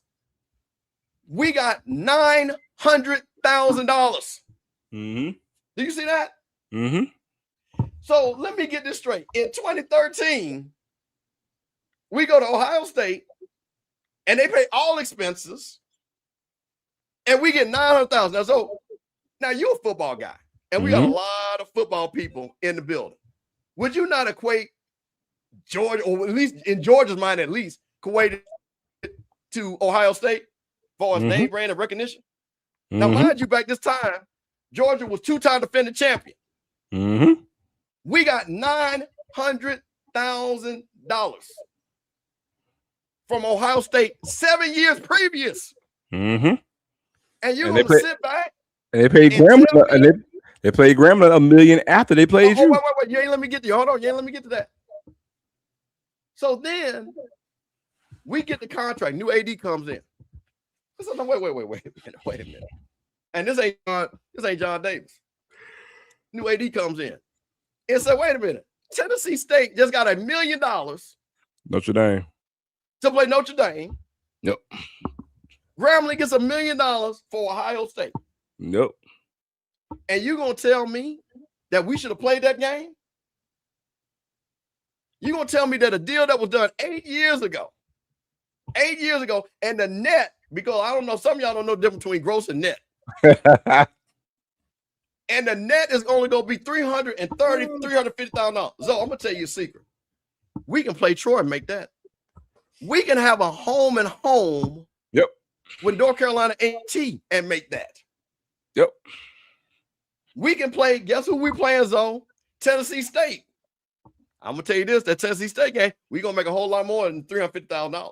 Mm-hmm. So for people to be all outraged and lose their mind, they'll say, oh my God, what a fam you doing? So here's what the argument is. Because the new AD, John Davis, he agreed to let, as they say, walk away. Now, here's the only problem that I will say with that. I'm not mad at you getting out the game. But sometimes you got to have your game plan. Because, you know, if it was me, as soon, because I know people was going to do what they did, write these articles. So I would have had a game already announced. Yeah. I would have had a game already announced. Because, see, when you leave it out here and you got people thinking we lost $665,000. It works against you. It works against you. Yeah, see, if you make that announcement, Steve, and literally in the same day, literally maybe 30 minutes later, announce the new game with the contract detail, then it's better. That totally changes the perception of all of it. So now you come around here, you have the feeling as if like there's some ineptitude there, or not being prepared there. You know what I'm saying? Or man, they dropped the ball there. So it's like, again, perception is reality. And again, they very well could have something lined up, but just the way you go about doing it, marketing it, selling it, putting the information out there, you know what I'm saying? Perception matters. But again, in a lot of ways, some of our institutions don't think about that on the front end. Always be marketing, man. Everything is about marketing. Everything goes into, it all works. It all, as man, rest in peace, Corey C. It all helps the cause, as he would say.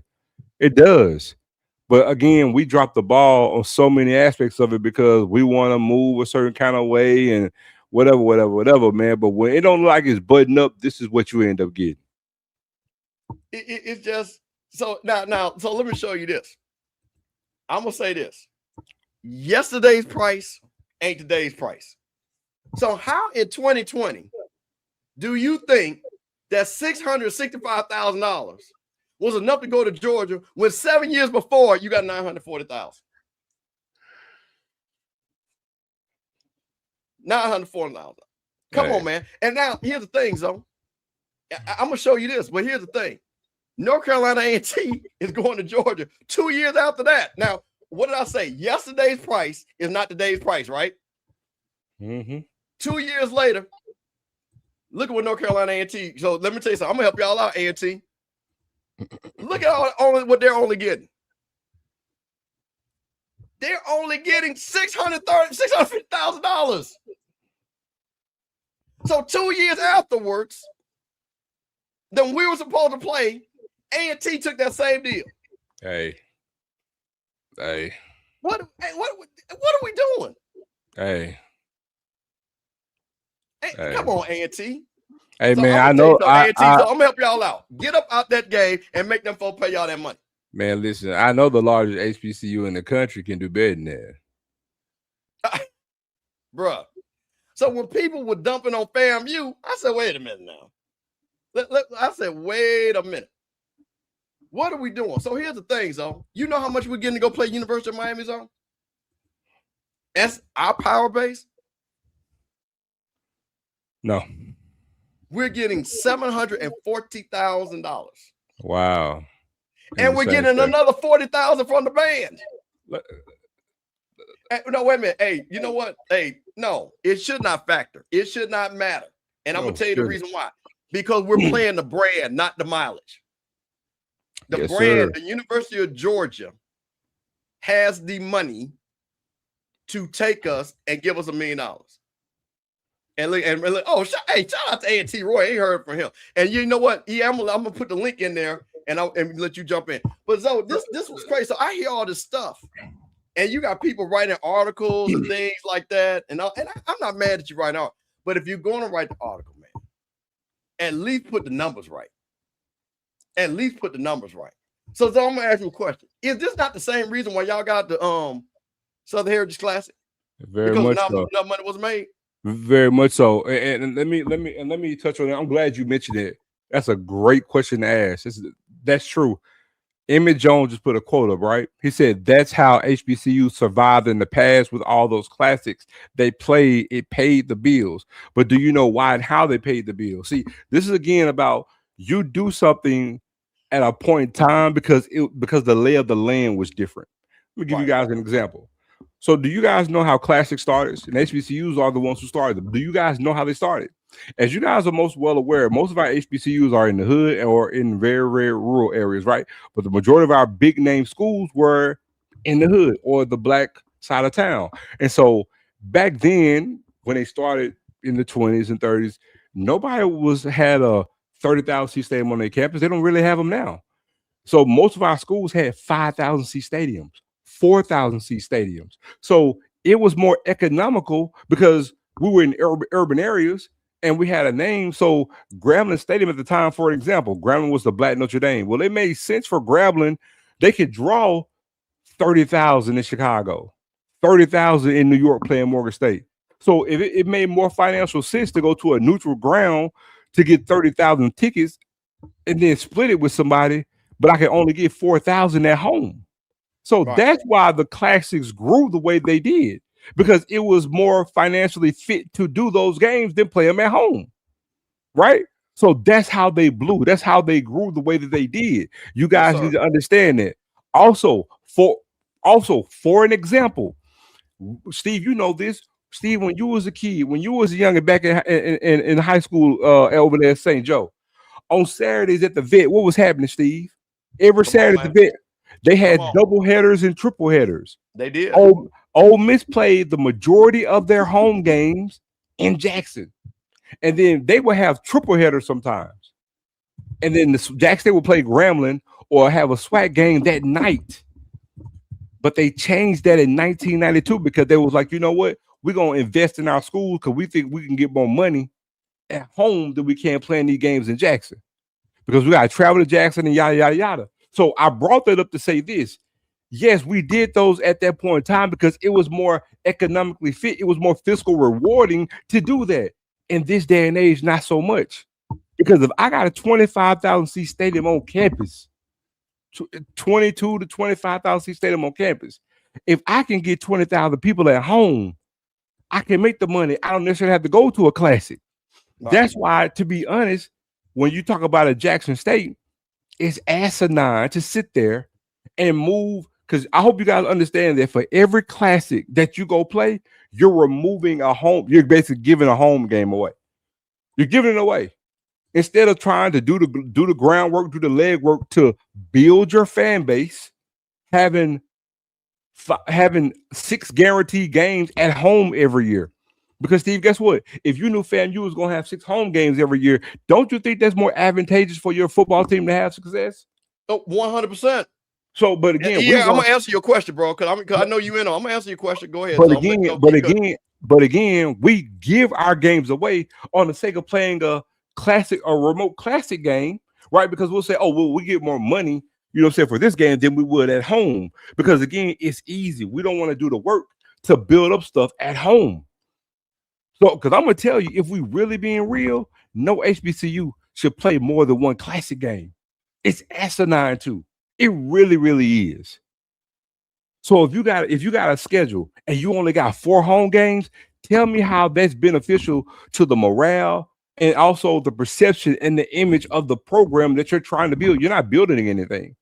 Yes, you may have got success with that one year, but you can't sustain that type of success with 4 home games playing 2 classics going a year. You're not doing your fans any justice because you want your fans to come home. Why are you begging and asking so much out of your fans to go neutral site, and guess what else? Go to all these road games. And when you live out of town, FYI people, every game, whether it's home, neutral, or away, every game is a road game for you. That's asking too much of your fans. But guess what? If your fans know that they're gonna have 6 to 7 home games a year, now if you do got a classic game, it's more advantageous for them to come because they can plan for that. But watch this. Let me give you an example though, Steve. When you sit there and ask your fans, we're gonna open up the season Labor Day weekend in Miami. Then we're gonna go to another game in another state away for a big game. And then we're gonna go to Vegas. And then the next game gonna be on the road. But then you still want those fans to fill your stadium up at home. But they got all these doggone road games. That don't make sense. And you're straining your fans. Right. Oh, but guess what? And you still want them to donate. You're straining them. You have to understand who your clientele is. We're not PWIs that got the alumni bases to sit there and just foot the bill on all this stuff. We can do what we can do, but it's gonna be of a thinner variety. Trust and assurance. So not to get off in the weeds, but to that point though, Steve. So I just wanted to highlight that because people talk about the classics. Well, we got to do a whole different thing because those classes, we can't treat those classes like it's 1930. That ship is sailed. Thank you. So I just wanted to point that out. So let me get back because shout out to EA because like I said, EA has been asking really good questions and all the media. So so listen. First of all, playing a game 2 years from now, so you're missing the point. The game was scheduled 6 years ago. Okay, be clear on that. So what I'm telling you is that same argument that you're making. Well, that's because here's how this works. What you're saying, we gotta wait until Georgia, because Florida didn't. Okay, same thing. Just saw the article. We're playing Florida. Florida ain't canceled the game. All Florida did was give another $100,000. They ain't canceled the game. So Georgia didn't cancel the game. So Georgia would have just let it ride. And then when it got to the time, you know what Georgia would have did? Hey, let's move this game. Well, let's play it. You can't budget money like that. And you can't sell yourself short when you can go. Let me tell you what John Davis. John Davis, I'm gonna help you out, bro. Because I know you've been getting torn up. So I'm gonna help you out what you need to do. Shout out to John Davis. He's the new AD. I'm gonna save your life right here, my boy. You come out and tell people, hey, listen, yesterday's price ain't today's price. You goddamn right I canceled it. I stood on it. I called the code red. I did it. But guess what I'm gonna do? We're gonna play X team. You from Florida State. Go call one of them ACC teams. We're gonna play Clemson and they're gonna give us 900. They're gonna give us 800. And they're gonna pay for the band. Because it's all about the money. And EA, to your point, is 2 years away. We did the Tennessee State deal in a year. Y'all know that, right? So it does not take no 8-9 years to get scheduled these games, especially when you got big brands like FAMU. Everybody wants FAMU to come, and they band Jackson State, Southern. They want them white folks know that brings money in them off games. Now, to your point, EA, yes, the SEC has told their teams. Now, mind you, not canceled because they're under contract, nothing you can do. But going forward, you cannot schedule any FCS teams. They have to be from the group of 4 conferences. And they're doing that. That's what it is. So you say you still gave up the cancellation fee. You can't give up a cancellation fee until they cancel. That's the problem. So understand what that's what people think. They think that Georgia called Georgia did not call and cancel. It's not what happened. The conversation was already had between the two schools for mutual benefit. Maybe you get a basketball game out of a couple of them. We did play Georgia. How y'all think we played Georgia? Maybe that's what happened. I ain't gonna tell y'all the business of the business. But what I'm telling you, the issue is not the cancellation. The issue that the deal got done for a game for 8 years. For 8 years away, Zoe. Mm-hmm. And we had already set the standard of getting $900,000 from Ohio State. So you can't do that. So my thing is, if I was FAMU, and to their point, is 1-2 things. If I need to get out of it, you get out of it. So like you said, everybody, you should just had another deal ready to go. Because if I got another deal that's paying me like Miami, who's paying me more money, and that's our power base, makes sense. But what people are arguing about and what the game that they want to play is, well, we should have let them cancel. Okay, I can't argue that. I wasn't in the room. But what I will tell you, and I think we all agree with, that $665,000 and a net of $350,000 ain't enough for Florida A&M to go play nowhere. Not anywhere. Well, damn sure not no powerful. Thank you. Not when the University of Georgia's got the money. So it's like, no, I'm not agreeing with that. At the end of the day, look, I don't have a dog in the fight. Hold on, so I can barely hear you. I don't know what you did with your mic. Oh, my bad. I'm gonna say, look, I don't have a dog in the fight, but I'm gonna say this. That last statement, I don't care what kind of alum you are, what kind of diehard you are. Well, hold on. Wait, hold on, Zo. Well, guess what? You're right. So we shouldn't listen. You're right. Well, guess what? Ohio State did. Notre Dame did. So again, it's not about the amount of the gross. It's about the net. If you're so Hutch, I'm gonna agree with you. So to that point, then we should have never took that deal in the first place because that's not enough money to make $300,000. I agree. I agree 1,000% because I was about to say, look, I don't care how much of a diehard alum you are. You can't justify. I don't care, FAMU, Jackson, nobody. You can't justify playing Georgia or any powerful program and talking about walking away from that game with $350,000. And if I'm sorry, if you sincerely believe that you are a buffoon, literally, there is no way in Sam Hill any school should go play any powerful program walking away with $350,000. Ain't no way in hell. This is common sense. Thank you, Peanut Butter 919. Giving the dude $4 million and we can't get at least $1 million. Get out of here. Thank you. See, that's what I'm saying. We got to use the common sense. You got to use the common sense. Hey, listen, you late and you wrong. And you late and you loud. But Crook, I like that you still here. Because like I just told you, we got $900,000 10 years ago, my boy. Now, how about that? We got $740,000 plus another 40 from Miami. That's almost $800,000, my boy. So don't come in here unless you got facts, because this is Sipping on Sundays on a Monday. Zoe Phillips, Mr. Campbell, Adrian Cook in the building, even though he don't know what he's talking about. Hey, Adrian, how much y'all get for playing Southern, going across the street? Shout out to Kenya Sykes. Kenya Sykes, accountant, she know money. Kenya Sykes, let me ask you a question. You're an accountant. Is it worth FAMU to only net $350,000 playing University of Georgia? I'm gonna ask Kenya Sykes because she's a CPA. She knows. So wait a minute. So we a beat up team, and you got y'all got $350K go across the street. So that's what y'all got, $350K. So all right, so I'm assuming this is what Jag said. Southern went across the street for $350K. That worth it or not? No. I don't think so either. No, I more than anything, Southern should have came away with $1 million. At the very least, they should have walked away with a net of $750,000. Bare minimum. Bare minimum. Was so happy that y'all brought that band in there, and y'all was so happy that y'all went across the street. Yeah, co-pilot.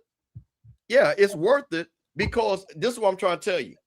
Okay, thank. All right. Oh, hey, okay, thank. All right. See, wait. More like stop. It. Okay. Thank you. See, shout out to SU Jag. You gonna tell me they went across the street and got $885,000, and FAMU's only supposed to take $665,000 when our alumni is one of the biggest alumni bases in Georgia? Come on, man. What he said, and he made he said he got $885, they made $870 because it only cost $10,000 to go across the street. So listen what they just said. So LSU, you gonna tell me LSU got more money than Georgia? I don't think so. I know, well, at least they got the same. So that's the number right there. So co-pilot asked a question. And listen, and Richard said, he said LSU pay all the LA schools at least $750. So I'm gonna say this again. You guys in Louisiana is approving my point. Ain't no way in the world that y'all will go across the street and like you said, cost you $10,000 just put the gas in the bus. Yep. And got $885,000, and you want FAMU to go play Georgia. Now, co-pilot's question is, which I think this is where the legitimate question is. Let's start. I'm gonna bring up in 1 second. This is the legitimate question. What was the chess move, and what was the thought process of just canceling the game? Period. Now, I didn't talk to AD Davis, but I can tell you what the thought process of why the game got canceled, because I know why the game got canceled. Because when the previous AD saw it and said, ain't no way that FAMU is going to Georgia. Now, we can renegotiate this, but we're not coming. Hey, shout out, you know it. We're not coming to Georgia for $665,000. When, again, Southern got $885. We got $900. Grambling got $1 million. Tennessee State got $1 million. Mr. Sarge, let me bring you up. My man, Mr. Sarge, what's going on, my brother? Sipping on Sundays on a Monday. Mr. Sarge, your family, you find what's going on, man? Talk to me. Brother, so much. Thank you so much for everything you say. And Zoe, you are so on point, man. I almost want to put on a J hat, bro. I mean, it's just like, I know you don't have a dog in the game, but I mean, everything you are saying is just like, this brother's just reading my mind. First and foremost, bro, I identified this game as soon as it popped on the schedule. There's this website called FBS Schedules, and you can see, you can see the schedules out there. So when who was it? Not Willie Simmons. No. When Willie Simmons was here, who was the AD before OBG? Gaucher? Yes, Yep. Gaucher. Gaucher was the one that did this deal. Exactly. I rolled up on Gaucher. I was just like, bruh, you got to get Georgia off the schedule. He was like, oh, no, it's going to be the. I said, no. Listen. Did you hear what happened when Southern played Georgia and that young man who got hurt?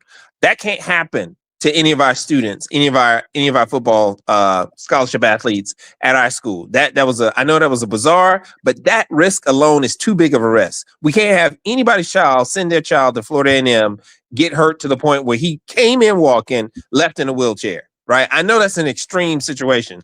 And then I said, and you're doing it for so little money. I said, is this a self-esteem problem? We can't command $1.5 million for the game. I said, the money's not right. The risk is too high. We don't get anything out of it. And we got to play in Athens. And Athens is not Atlanta.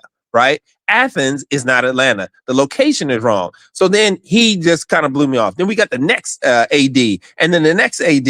And I didn't get a chance to talk to our sister from class of 88. And of course, I've never spoke to the current AD. Yes. I mean, we just didn't. I just couldn't believe that we were scheduling this game. I even asked Willie Simmons about it. He just threw his hands up, rolled his eyes, and huffed and puffed. He was like, I don't know why we got that game on, right? And I'm saying that now because he's gone. I didn't want to say that in 23 when we talked. Right. But it doesn't make any sense. It just doesn't make any sense, man. Everything is wrong with this. Everything is wrong with this. Anyway, that's all I got to say, man. Thank y'all so much. Hey, man, Charlotte. Hey, now let me pull something up. So EA, I'm going to explain. See, this is what happens with you guys. That's why you got to come to Sipping on Sundays, because the people you listen to don't know what they're talking about. That's not what they said, that they couldn't play FCSC again. Let me tell you what they said. But that's why you're here, EA, and I'm here to help you. Because, see, this is what y'all do. Y'all go and listen to these folks that don't know what they're talking about. Oh, the FCC can't play FCSC. That's not what they said. This is what they said. I'm going to explain this to you. Hold on. Just to help y'all out. What they said was the end. Okay, can you see that, Zoe? Mm-hmm. So this is what the SEC usually does. End of cupcake weekend for the SEC. Conference eliminates traditional late season game versus inferior team.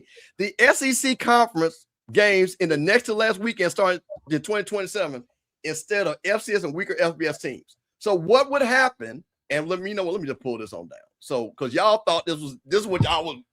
I saw all this, you family people. I keep telling you, don't know what you're fucking talking about. Excuse my language.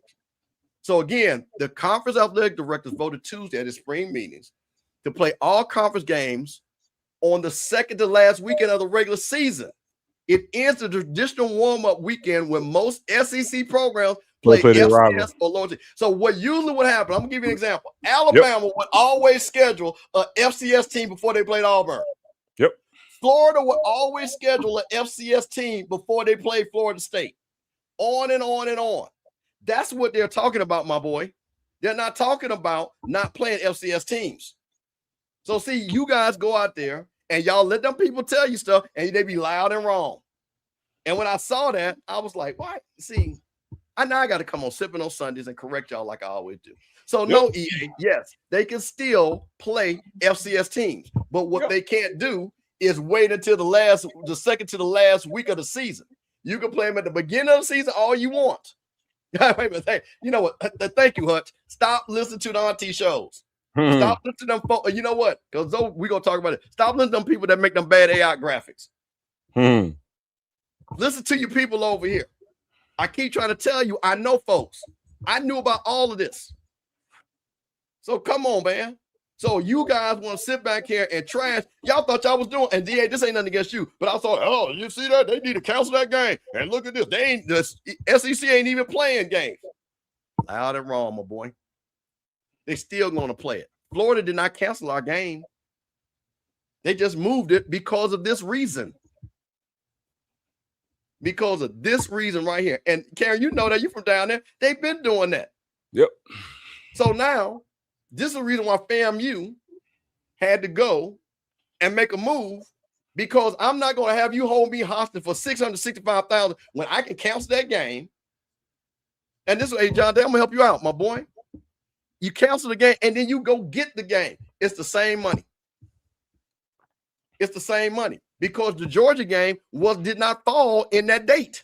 Let me say this too, though, because the caller came in and made a statement that I totally disagree with, because this kind of grind my gears when people say this, like, oh, you shouldn't go play Ohio State because we play them. All your guys are going to get hurt. Like they are this supreme being, and everybody we have are weaklings, and they're going to be prone to injury because we're playing them. Here's a newsflash, people. It's football. It's a physical game. The same risk that we have playing Georgia, we have the same risk playing Jack State, playing FAMU. Yeah. That risk is not heightened by playing Ohio State. The thing about the reason why you want to get an injury in those games is because at the end of the day, it's a non-conference game and they don't mean anything in the big scheme of things. The conference games are what matters because those are the things that we need to win. But to sit here and be like, oh, we won't play them because we'll get our guys hurt. Like, and they said like our guys are inferior or they got weak bones and they're just stronger than us and they're going to break us up. You know what I'm saying? We won't play them because they're going to hurt our boys. I hate that. That's not the case. We run the same injury risk when Jack State play FAMU or Southern that we do play in Georgia. It does not increase because we're playing Georgia, or it's lesser because we're playing Southern or Grambling. That's not the case. Yeah. No. And that is not the reason why the discussion that was had, the people that understood the money in the FAMU brand, when they discussed saying, you know what, let's get out of this game because we're not making money. We can take this money, take that date, and go get a better deal. That's just facts. So now if you guys want, and that's what I'm trying to tell you, the game wasn't going to get canceled. That's what people didn't understand. But see, and and no disrespect for people that thought that, because that's what EA had heard those other people talking or reading on social media. The game was not about being canceled because they could still play the game. Our game did not fall in that date window, Zoe. That game was not the next to that game was not in November. The game was in September. It was an early game.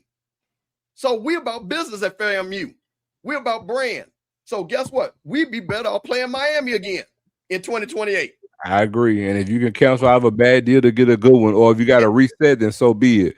But that was a bad move. I'm serious. I don't care who you are, man. No, again, I don't care if it's UAPB or Valley, and they don't even have the same pedigree as FAMU. I do not care. Valley deserves, if they're playing Ohio State, man, Valley needs to be getting $650. That's why I'm bringing home $650 or $700,000 for that game. Valley, even with their history, does not need to be playing somebody coming over with $300,000. Like, it ain't, the juice ain't worth the squeeze. It ain't worth it. Right. So, co-pilot, here's the deal. There was, Georgia did not call. So this is what happened. The discussion happened before Davis got there. Because when people got in there, they looked at the deal and said, this is a bad deal. Okay? We can schedule a game right now in 2025 to play in 2028 and get $1 million. So that's where it looked at. It wasn't Georgia scrambling, and it wasn't FAMU scrambling. So what happened in the business deal, and again, this is on A.D. Davis. Now, what he did, I can't speak on what he did. I'm telling you about the numbers, how this even became a discussion and why this got canceled. Because we knew we could book another game either at home. I'm going to say this. We could do a home and home in 20 and 28 with A&T and make damn near $1 million. Why wouldn't we do that? So if Georgia, to your point,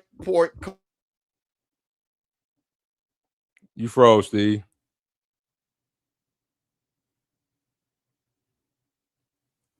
Steve-O. Can y'all hear me in the chat? Y'all let me know if y'all can hear me. Timer's still going off. Y'all put in the comment if y'all actually still hear me, even though Steve froze up. Because I'm not getting. All right. All right, Steve froze up. He'll pop back up in a minute. But yeah, man, to that point again, and I wasn't even familiar with this news with FAMU and this deal. I just caught wind of it when I got home today. But no, man, at the end of the day, the previous AD made a bad move. And honestly, guys, that's part of the reason why he's not there anymore. Played a hand in it, along with some other things. But at the end of the day, man, we hold everybody who's making the decision, whether it's the president, the AD, to make good, sound decisions for our programs. And I'm sorry, we have to stop taking the easy way out or take less than. And I commend who's ever in play now to want to say, no, this is not good. Let's do what we need to do to make sure we get a good deal. You know what I'm saying? And kudos to them. And again, it's like, let's try to right or wrong. Let's fix it. And let's maximize the earner potential, you know what I'm saying, out of this bad deal that we got. Because at the end of the day, if FAMU has the ability to get $300,000 at home, going on the road just to go on a $50,000 ain't worth it. It's not worth the squeeze. It's not worth the squeeze. So I commend FAMU, the powers that be who made the decision to do that and to, you know what I'm saying, come back and maximize their earner potential. And actually, in doing so, do it going forward. And so we should see better deals from all our institutions. You know what I'm saying? Whether that's, you know, I'm unsure right now what Jack State is going to do in regards to non-conference slate outside of Tennessee State next year, which that'll be a home game to open up the season next year. But you look at Southern, you know, they got Gremlin for Bayou Classic, and, you know, under Marshall Falk, it's going to be really interesting to see, you know, if, you know, they try to go after a Power 4 program. You know, some of our institutions are talking about doing certain things for facility upgrades, and, you know, that's going to be the pathway that some of our institutions are going to be able to, you know, make some of these facility upgrades happen. And so again, we understand that you hate to see a bad score put on our schools and to get beat down and things of that nature. But again, you got to do what you got to do for the books. You got to make financial decisions. And again, this is one for FAMU that I definitely commend them on, because again, you know, all you need is a 20,000 seat stadium. And if you can, and if I'm not mistaken, I think FAMU averaged about 17,000 last year. I think Southern was right at 20. Alabama State was right at 20, I believe. And then you have Jackson State. So, you know, at the end of the day, man, if those things hold true, you know, those institutions got some real major decisions to make when it comes to who they're going to schedule for their games. I mean, that's just point blank, period, you know. But look, Steve out. So look, I'm gonna shift gears here for a minute till my man comes up. So look, we're gonna get into man, look, we got Swag Media Day coming out. I want everybody in the chat, so that way we can have it on file before it comes up Wednesday. I want everybody in their own little way in the comment to post what you think. I'm not gonna say do the whole thing, but put your top 3 in the East and in the West in the chat, because we're gonna hold these things true. Who you think gonna be top 3 in the East and top 3 in the West? Put it in the chat, and we're gonna talk about it, man. I'm looking forward to this season. I know we talked about the top 10 poll, which should be a top 5 poll, but in a strange way, man, I really, really, in my heart of hearts, I believe this season for the SWAC will be a lot better than last season. I think we're gonna have a lot better quality product on the field this season than what we had last season. I say that I understand we have some skepticism with regard to quarterback play within the conference, but I think the talent that we have in across the board, I believe the play is going to be better as a whole for my institutions. I really, really do. You know, and there are some great question marks across the board. You know, you talk about Andrew Body. We'll start in the East. Talk about Alabama State, who's picked to, you know what I'm saying, be number 1 in the East, but also picked to win the conference. You know, you have Andrew Body going to his final year of college eligibility with being so close but never getting over the hump. And now you're talking about the possibility of going out right off into the sunset in his last season and winning an Eastern Division title and going to the SWAC championship game. You know, does he happen? Does Eddie Robinson finally get over the hump? Because they're tied to the hip right now, and you know, saying this final season for Body. You look at Jackson State. Can Jared Lockhart take that next step to be an elite quarterback in the SWAC? When you talk about you know, what we done from a freshman standpoint, what Shador did as a freshman to lead Jackson State to a conference title. And even as I speak, Jared Lockhart he's 5-0 as a starter at Jackson State. How does he segue into year 2? You know, does he grow? This season is going to be a lot similar to last season for Jackson State when you talk about quarterback. You know, last year, Jacoby Morgan got hurt. Lockhart came in, spelled him for 5 straight games to lead us to a SWAC championship game, and then Jacoby Morgan was able to come back and finish in the last game of the season. But we had him to fall back on. The one thing that's going to be tough is, you know, do we have a repeat of last season? Because now you're talking about having a true sophomore quarterback who just a year ago was coming off of a high school injury, and now a lot is going to be on Lockhart's legs and on his arm, because again, not only does he have to take a next step this upcoming season, he has to stay healthy. Because if Jack State had go through the same thing like they did last season, now you're talking about having to go from a sophomore to another freshman. And what does that look like for sustained success? And the freshman quarterback is a damn good one. What does that look like, right? Then you go into Alabama A&M. You got Sam Shea going to year 2. Quad Brown coming back, who is a damn good talented quarterback, you know, but can Quad Brown stay healthy? What does year 2 look like for Alabama A&M? You know, Sam Shea cut his teeth on defense. Ed Miles had a great defense going that last year. You know, they were not that great on defense in his first season, but now you go into year 2. What does that continuity look like? You know, what do Alabama A&M segue to in the year 2? Are they going to make a play in the Eastern Division?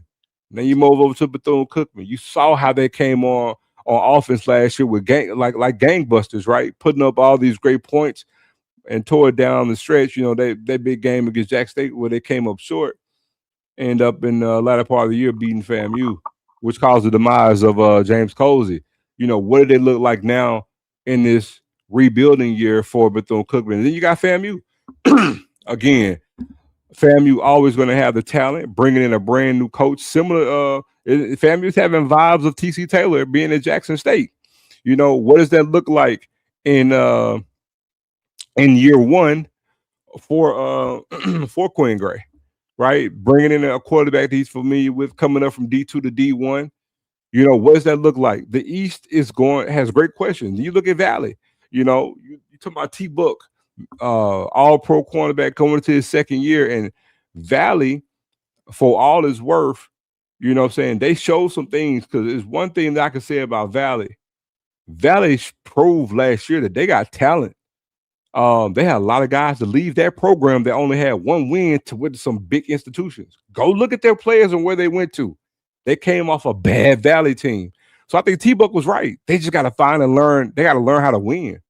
And I think personally they could segue, or at least they hope to, that last game of the season beating FAMU to see if they could jumpstart some juice going into the offseason, going into year 2 of the T-Buck era, you know, and what that looked like. And remember, when they won that game, those guys were all into that game.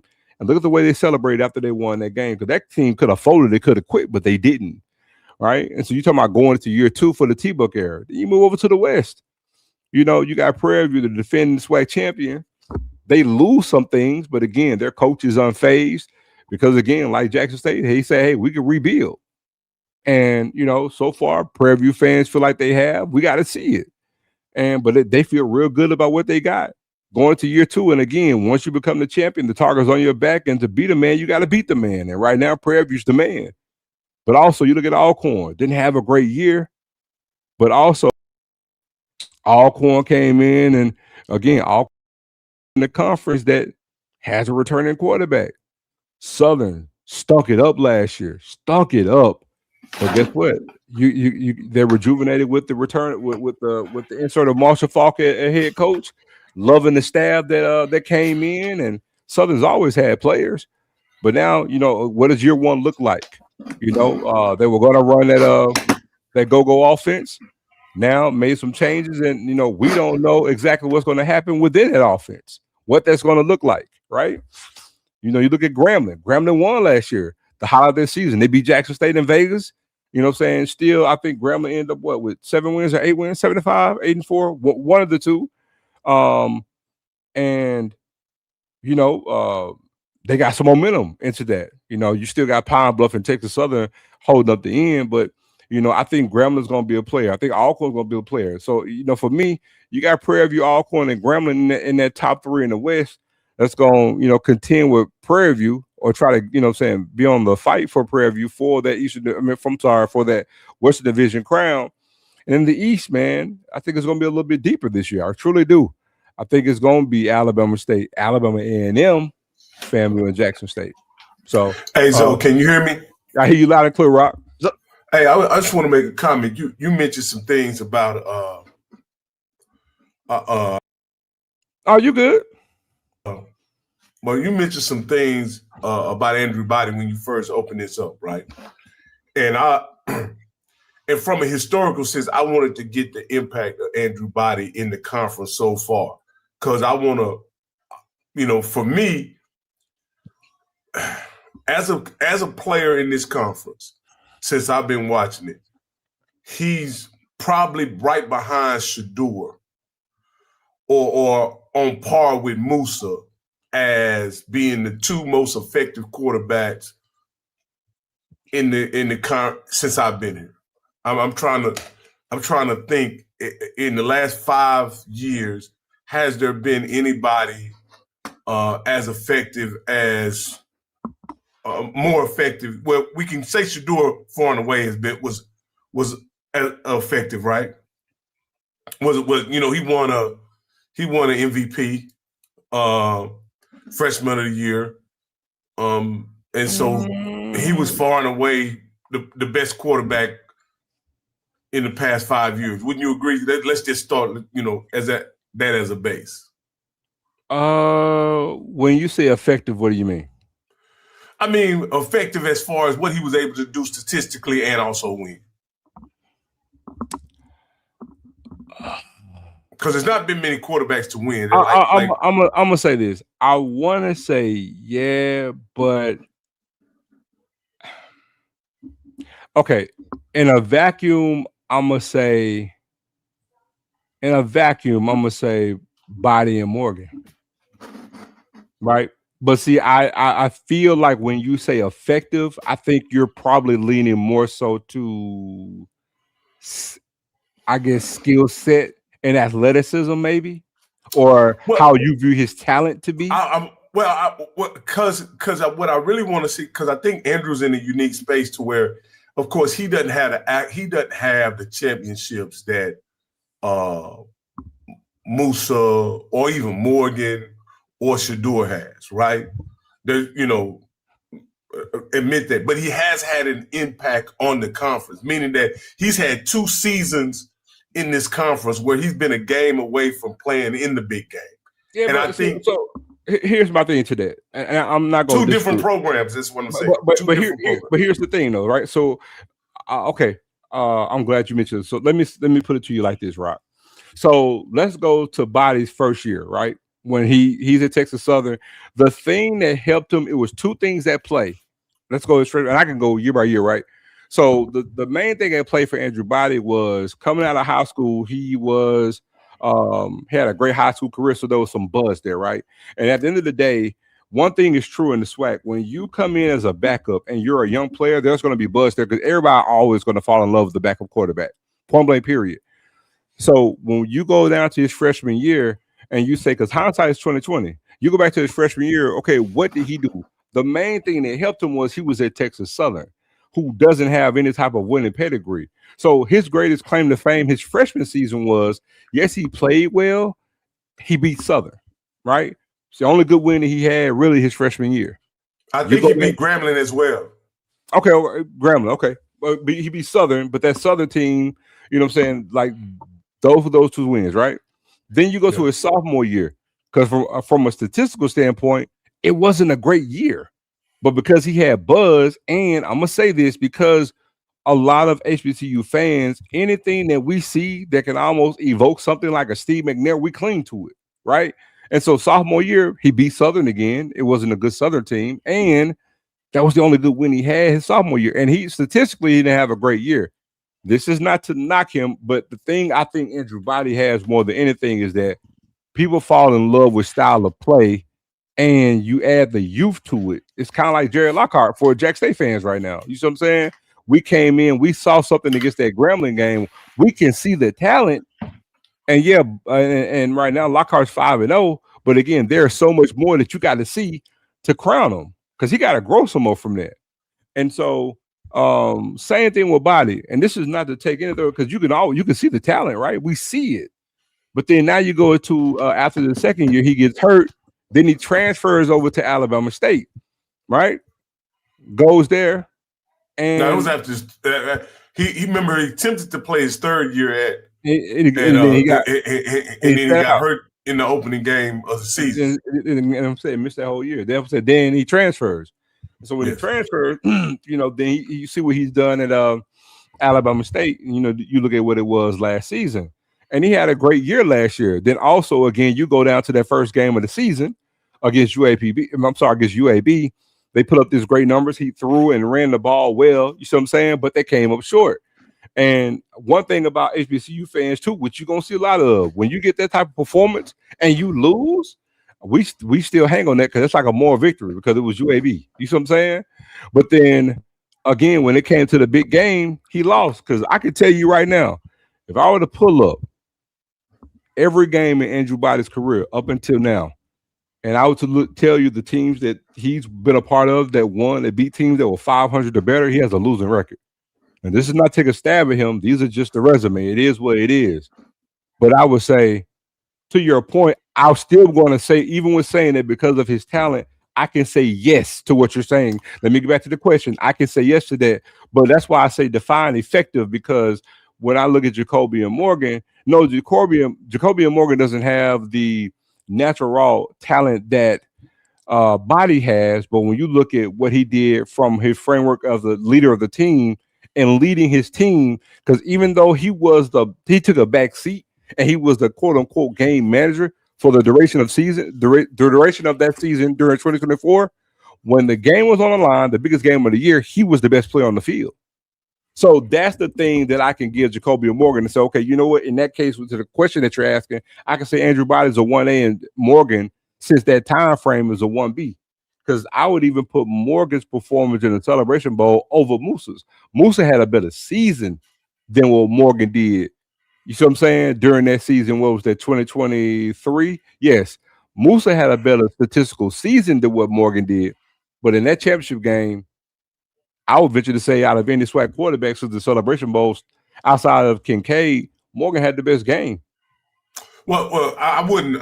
I'm not going to argue that point. I think Morgan had a tremendous game when it mattered. But just to kind of like put Andrew in his proper context as it relates to other quarterbacks, and I think somebody got to put a comment in here that kind of encapsulates pretty much what I was saying. It's been Sanders, Musa, Morgan, and Richardson and Body as the five, if we have to say the five most effective quarterbacks over the last 5 years, right?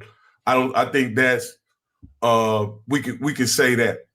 And with Body, Richardson only had 1 year. Musa had a couple years, but Body's been here the entire duration of all of those quarterbacks' tenure, right? Mm-hmm. And my ultimate question is to you: if Andrew isn't able to cash in on the SWAC championship, how will he be remembered? We know how he'll be remembered if he wins it. He'll be one of the all-time great SWAC quarterbacks to come to play in the SWAC, in my opinion, based on what he's done at the two schools he's been at. If he doesn't, will he be remembered in the same way that Robert Kent is remembered and those other guys like that? I don't think so. And I'm gonna tell you why. Because if we go by the numbers, his numbers don't come close. if you go look at Kent numbers, man, Kent threw for just under 11,000 yards. Kent won some games. Kent got railroaded his senior season by Jack State hiring the worst coach in school history. And again, no shade at Body, but Body has great moments. I can't definitively sit there and say that Andrew Body is one of the all-time greats at quarterback. I can't say that. This is not to say that he's not a good player, but I can name some other players that did a matchup career-wise to where he was. But there's going to be some monumental games, right, for Andrew Body. Let me give you an example. Let's just say Andrew Body does not beat Jackson State this year. He will be 0-4 against Jackson State. Let's say that Andrew Body doesn't make it to the SWAC championship game. That's going to be huge things that's going to work negatively against him on his resume. Because when it comes down to statistical categories, right, you look at passing yards. I think he only has one 3,000-yard season in his career. You see what I'm saying? So, you know, like those things matter. So, again, I think we try to encapsulate games and moments to a career. But if you really sit down and look at the numbers, game by game, season by season, I'm telling you, it's not going to add up to not even being a top 10 career of quarterbacks in the SWAC. It's not. And that is no shade or hate. I'm just saying, look at the numbers, look at the resume. That's just fact. Well, I think so. When you look at a guy that cleaned up this past year, the way that Andrew did in the postseason as far as accolades and awards, and then you come back the next year and say he does it again and also as a championship to it, I don't see how he's not mentioned among the great quarterbacks in the SWAC, considering you have a lot when you that would put him a 2-time MVP and a SWAC champion, in my opinion, because I think that Andrew, what and this is my last thing, and I'm gonna let you go. What he did at Texas Southern is, in my opinion, one of the most remarkable individual feats I've seen in the past. Again, I'm just putting it over the past 5 years because they were so Andrew Body dependent when he was there. And it wasn't until he left that you saw that they had other players, but they put it all on Andrew's back, and he came 1 quarter away from playing in the SWAC championship at Texas Southern. Yeah, but you got to give context to that. He was 1 play away because they were the best of the worst. The West was a horrible decision at that point in time. But here's the thing too. What you're doing, in a sense, you're trying to intertwine singular accolades to team success, and you can't mix and match and weave the two. One is one and one is the other. Like, let me give you an example. See, you don't know this name, but I'm gonna ring a bell, right? See, you never heard of Aries Nelson at Mississippi Valley State, who played under Willie Todd at Eastside High School, who was a dog for Mississippi Valley State. See, I can name plenty of quarterbacks that came through that played similar to Body. And you know what I'm saying? Now, granted, they probably didn't win the games, just like Andrew Body and them didn't really win the games. But they got the stats and got the moments. I can name plenty of quarterbacks, right? You know, I could look at Alabama State. Well, I'm gonna say this, so let me jump in here real quick. So let me just say one thing. He got to match up with Ricky Jones and Tavares Jackson. I mean, that Alabama State. I was just finna get that. But now Tavares won the championship, from what I understand, correct? And Rick did too. Rick won the first one. Rick won after the championship. So what I'm saying, Rick won after the championship. No. So I'm not trying to put him in that class of play, because those guys had long careers at one school and they won championships. So I'm not trying to put him in that, but I'm trying to for that what I consider, as I'm learning the history of the SWAC, those quarterbacks like Robert Kent and guys who weren't able to get championships but had individual accolades and things like that. But that's but Rocky, I won't tell you. I fully understand what you're saying, but I'm telling you, if you were to put up Robert Kent's career to Andrew Body's career, I've looked at his stats. It is incredible. It ain't. That's what I'm telling you. I'm telling you, it ain't close. Matter of fact, I'm gonna follow you up. I would take, in a 2-year window, I would take Casey Terrio over Andrew Body. No, see, that's what I'm kind of talking about. Like a guy like that, a guy like that who had also had kind of a limited career at Jackson State, meaning that he wasn't a 4-year player, but he did have a remarkable career at Jackson State. So but hold on, but let me make sure I say this clearly. This is not, again, Body is a damn good talent, because I don't want people think I'm saying no. I'm just saying in comparison, when you talk about, when you say one of the top quarterbacks in SWAC, I'm like, man, the SWAC has had some damn great quarterback play, bro. I'm telling you. It's just where he falls in the pecking order. I'm telling you, when you factor in, because again, when you want to interweave, right, or you want offensive player of the year, but the team never won. When you get into that category, let me tell you, it's a lot of damn good players, and I'm telling you, he's not going to stack up. Watch this. Now, from a talent standpoint, I would probably take Andrew Body, but guess what? Over Akil Glass.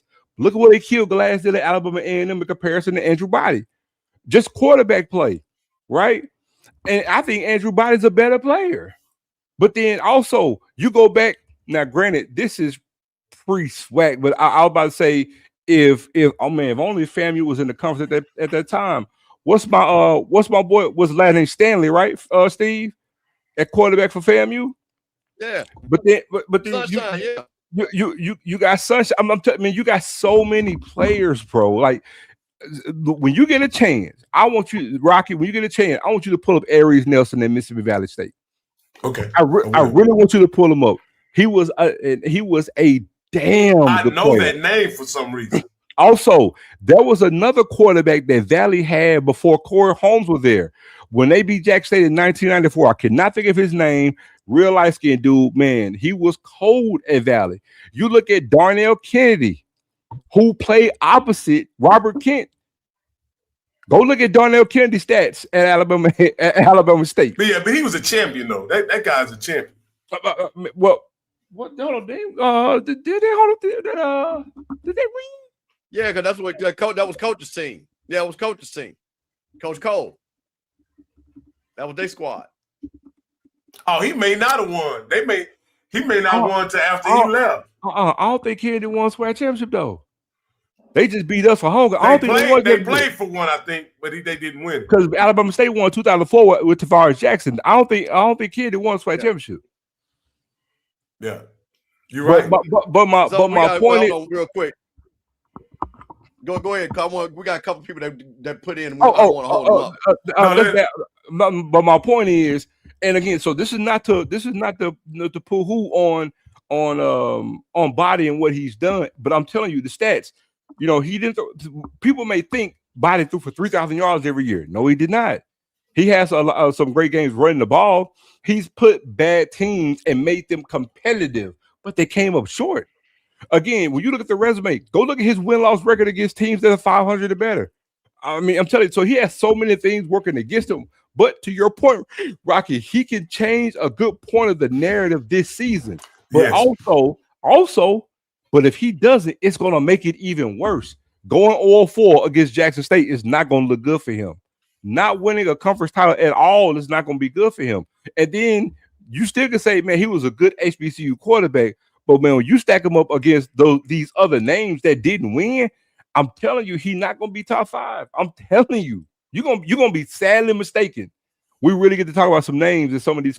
Well, that's one of the things I wanted to say is his story hadn't been completely written that, but I was just saying with what kind of, to be recognized as a great player in the SWAC, you putting it on his onus. He has to win the champion. He has to win the championship to even be considered in that regard. No, because Kent is a great SWAC quarterback. So no, I'm not saying it. It heightens where you are in the pecking order. It heightens it if you have one. But we have elite talents who didn't win it. That's why Kent stands out, right? But then watch this. If you go ask all the Alabama State fans about Kent, they spell Kent K-I-N-T. Because of the interceptions, right? Because he came up one game short every year. Same thing happened to Terrio, but the second year we would have won, but we had the APR issues. But also when you factor in when you look what Tavares Jackson won, but you go to Southern, Thomas Ricks, some of the other quarterbacks that Southern had. Man, Randy Hines playing quarterback and receiver for Grambling. This is before Bruce Eugene. Man, I'm telling you, like there are so many. Man, Kendrick Nord at quarterback, balanced Steve McNair. Go look at Eric Randall. Go look at Eric Randall. That's for LSU, Southern. right? That's LSU. No, Eric Randall was at Southern. But he started at LSU, if I'm not mistaken. But he didn't win that long because he played 3 years in Southern. Yeah. I think Eric. I may be wrong about him going to LSU, but I want to say he started at LSU. I may be wrong because that name sounds familiar. So my point is that there are some damn good quarterbacks in the SWAC who did not win. And Body, just because of recency bias, that's why I love to come in because I'm gonna always speak for them because I seen them. Body is good, but see, that's like this whole thing about talking about Jordan and talking about LeBron, right? See, it's different when a youngin want to talk about LeBron, but they only watch video clips of Jordan. See, I'm different. I watch both of them play. You see what I'm saying? That's literally what the example is. So it's like I see Body, I see the talent, I can appreciate it, but man, I seen a lot of these other quarterbacks that people tend to forget about, and I'm telling you, man, it was some of them was some damn dogs to see. Hey, we got a couple guys that may want to say something here on the line. Whenever y'all ready, I'll click them in. Yeah. Go ahead and bring Willie on up. Uncle Willie, what's going on, man? It's Sipping on Sundays on a Monday. Hey, man, you know what? Internet can't take your boy down, man. We got the hot spot. Had to get that going up and running. Zoe Phillips held it down. So I know I was rocking and rolling, man. So I appreciate you holding it down. But hopefully I was able to clear up a little bit for my little FAMU folks and people that wanted to know. Uncle Willie, put him on up. He should be up. He just got his just start talking with him. Okay. Can you hear me? Yeah. Uncle Willie, go on ahead. What's happening? Can you hear me? Yeah, we hear you. Yeah. I just want to say this. I was listening to Rocky. And Rocky, I'm glad that you're over at the HBCU in our atmosphere. And I just want you to remain humble. But brother, you hadn't seen Steve McNair play. You hadn't seen. I'm not taking nothing away from Andrew Body. I'm not taking nothing away from Shador. But them jokers didn't have shit on McNair, Willie Totten, Willie Satellite Totten. They didn't have nothing on them boys. Them boys was hell. Robert Kent, Superman Kent, they didn't have shit on them. The boy that graduated, he graduated from Linear, I graduated from Jim Hill. Jones. Ricky that went Jones. over to Alabama State. Ricky Jones. They ain't have nothing, they ain't got nothing on them boys. Shit, man, you need to go back and do some research. You need to go back and do some watch some film, brother. Seriously. We had some monsters come out of the SWAC. Hey, Willie, I'm familiar with those guys. Those guys are Hall of Famers. And SWAC legends. I'm talking about just think about what you just said. Think about what you asked. What he be considered as one of the best quarterbacks in the SWAC. Nailed down. I wasn't talking about those top tier guys. I'm talking about those second tier guys. 5 or 6 years. Yeah. Those second tier guys, maybe along with the Kincaid or something like that. No, he don't even come close to them. But I thank you for taking my call. I just wanted to say that. So I want to give a slight correction. Thank you, SU Jaguar. Now that Quincy Rashard is who I forgot. I said Thomas Ricks, who was good, but Ricks only had 1 year. Quincy Rashard is who I was thinking about. Appreciate that, bro. And somebody else mentioned the quarterback. It was Keith Poindexter. I just could remember it. Played quarterback in Valley in 1994. Number 15. He was a goddamn dog. But also Mark Washington. Rocker, when you get a chance, look up Mark Washington. Led Jack State to the SWAC championship game in 1999. Go look at what he did in a 3-year window. I've seen that game. He was cold. But, and guess what? And he was the backup. Graylin Pratt was the starter. But 1999 was going to Mark Washington last year. But go look at Mark Washington. Oh man, hold on. JSU Tiger. We're not gonna talk about the GOAT now. No, so Rocket, let me see, y'all getting very disrespectful. Hold on, Steve. I got to say this. I got to give this justice because don't let me go grab my jersey now. That highlight y'all see right there, that's the GOAT. He won 4 of them things. You see that name right there? I met him. Yeah, Rocket. He won 4 of them things. Yeah, he the first Mr. Jackson State and right now. Lose. Rocky did not lose. Let's Rocky, he won 4 and did not lose. He did not lose, Rocky. He got 4 of them things, Rocky. Yeah, he'll let you know it anytime you meet him too. But no, he's a great guy, man. He has some wonderful stories. Steve and I were able to sit down and talk to him, and he has some wonderful stories. He's a great guy. But again, I didn't get to see him play. And then when you talk about Jackson State's pedigree of what they had on their roster during the years he played, they were pretty stout as well. I want to say Steve mentioned that they had several. Probably over a dozen guys that were drafted that played along with him. But here's the thing, Rock. I mean, because here's the thing. But see, the reason why I don't bring up Shannon Boyd in this argument, because Shannon Boyd wasn't the player that Andrew Body was. Shannon Boyd wasn't slinging the ball over the yard 40 times a game. Jack State was a running team with two or three running backs. So that's why, again, me being a JSU fan, I don't bring up Shannon Boyd in that light to that point that you're making about Andrew Body. You see what I'm saying? We talk about certain skill set, explosive quarterbacks. Somebody said, "Oh, come on, Zoe. Body is box office." I never said that he wasn't box office. He is box office, but being box office doesn't mean that you're not top 10 of SWAC quarterbacks who did not win a championship. The stats ain't gonna even add up. And Crook, 4 rings, baby. 4 consecutive rings. Let me make sure I tell you. Hey, we have Keep It Fam on here. And I'll let y'all do him. Keep it, fam. Come on. Okay, keep it short. My Let's question go. before I get to my point is this. I want to ask Zoe a question. Shoot. What is the plan to get Quay, the offensive lineman, to stay for his 5th year? What is that discussion like? Because every single player that has left Jackson State early didn't get drafted. That includes Phillip Webb. That was a mistake. What is the conversation and what is that like? I have no clue. And I don't think it's going to be like an in-depth conversation like what you think. It just comes down to. Can you hear me? Yeah, we hear you, Rock. All right. And I'm not going to sit here and say that automatically if Quay Davis have another great year, that it's just a thing that he's naturally going to be gone. There's a lot of moving factors to that. He very well could stay. Unsure. He made it clear for the draft. Unsure. So I couldn't speak on that. All right, now my point. Because I said this before the season began. I always reiterate this point. Jackson State should have paid every single NIL dollar to acquire Andrew Body. Do they have his major at Jackson State? Is the question. I don't think major matters for Andrew Body. He's in grad school. Got you.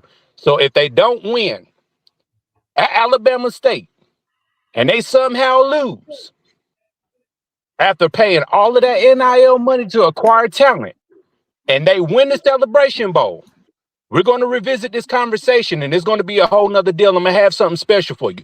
But I'm thinking Jackson State should win it, but if they don't, it's not because of any other reason besides they didn't have Andrew Body as the quarterback. But we'll revisit this conversation later. I totally disagree. Having Andrew Body doesn't give any guarantees. Hell, he's been in the league all this time. How many championships he got? Alabama State, they were picked to win. Mind you, Jack State was not picked to win the conference last year. Alabama State was. And they had Andrew Body. And they lost to Jackson State. So just having Andrew Body on Jack State team doesn't guarantee a win. Because what's one thing before last season that ailed Andrew Body was injury. Hey, they've had him picked the last 2 years to win. But also, Andrew Body kryptonite was injury. And football is a game of attrition. So it's not a matter of if you're going to get hurt. It's a matter of when.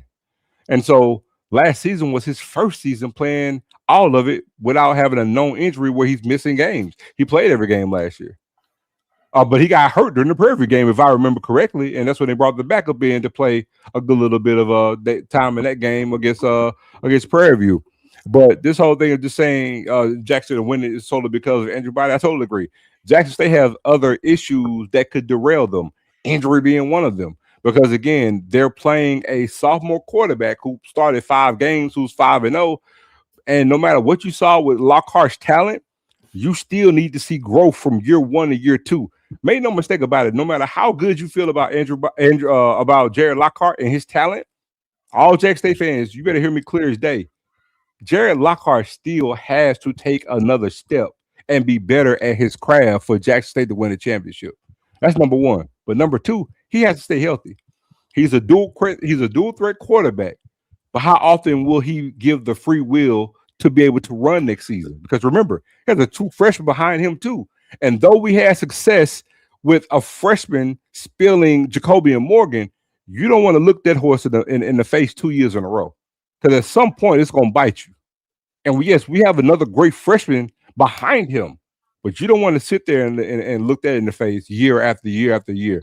So you hope that Jared Lockhart takes a step from year 1 to year 2 to be better, to have some continuity and take off. Because if he does, then whoa Nelly. But if he doesn't, what does that do for Jack State in regards to their one-loss perspective for the season? Hey, so let me ask you this here, Zo. 2 years ago, you guys were in the same situation with a quarterback that had limited action the previous year in Jacoby Morgan. Jacoby Morgan was able to take the reins and run the table, and y'all won the national championship. Do you feel better? How do you feel in comparison to how you felt going into the 24 season?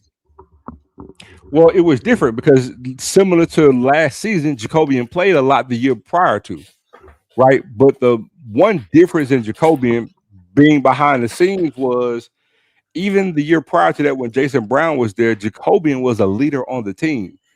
That nickname, the General, did come out of nowhere. So when you can see how the team reacts to a quarterback, that changes things. See, when you're just a regular fan going to the games, you're not seeing that day in and day out stuff. You can see it as the game progressed throughout the season. You can kind of pick up on that, but it's different when you see that from spring ball to fall ball, and so forth and so forth. And yeah, I said that Morgan played the year prior to that before he actually took over in his junior season. He had about as much playing time as Lockhart has had. Lockhart, yes, he did, but he also got injured too. But the team, put it this way, the way the team took on to Jacoby and Morgan in his first year, the team didn't rally around Lockhart the same way. It's a whole total different energy, different vibe, everything, right? So again, that's why I say if Lockhart takes this next step, then it's going to spell trouble for a lot of teams, right? Because you see what his talent could be, but just because you see what the talent can be doesn't mean that you're going to get all of it on display, because it has to manifest to be what it's going to be. You know what I'm saying? It's just like you see Body's talent, right? You see it, but it's not manifesting to carry over to the team with wins and losses. It has. So you're talking about intangibles, right? And I get that. But I'm just talking about, and I guess intangibles is always an aspect of quarterback. How do you feel about both supporting cast, the supporting cast that Jacoby had coming into 24 versus what Lockhart has going into 26? Well, it's like for like. The only difference between those two supporting casts is that you have a proven workhorse at running back. That Jacoby had a proven workhorse at running back, right? Well, actually, he didn't. Now that I think about it, because when Irv was coming into that first year, he one got hurt. He got hurt. But Irv came in 2024. Well, Irv got hurt during the first season when we went 7-4. But then he ended up getting hurt. But we knew what we had at running back. Yeah, you knew he was the man. But also we know that now with I'm drawing a blank from our running back from Brandon. We know what we got. Our running back room is solid. It is what it is. There is no layover in there. But again, the wide receiver core is the wide receiver core. The O-line is the O-line. So again, everything is there. The thing is going to be Lockhart. If Lockhart takes the step up, then all the other concerns are null and void. The main thing that Jack State has is going to be on defense. We feel good about what we brought in. Pass rush wasn't what it was last season. We brought in a lot of guys. So again, who's going to be the pass rusher? Most of Jack State question mark. Nate Blunt, thank you. Nate Blunt's going to be the man at running back, and we know this. Most of Jack State questions are on defense. Will the defensive backfield be better than what we were last year? Because that's what ailed us in the championship game, and the lack of a pass rush, because we had the blitz. You know what I'm saying? Did we get better on that? Did we get better on the back end?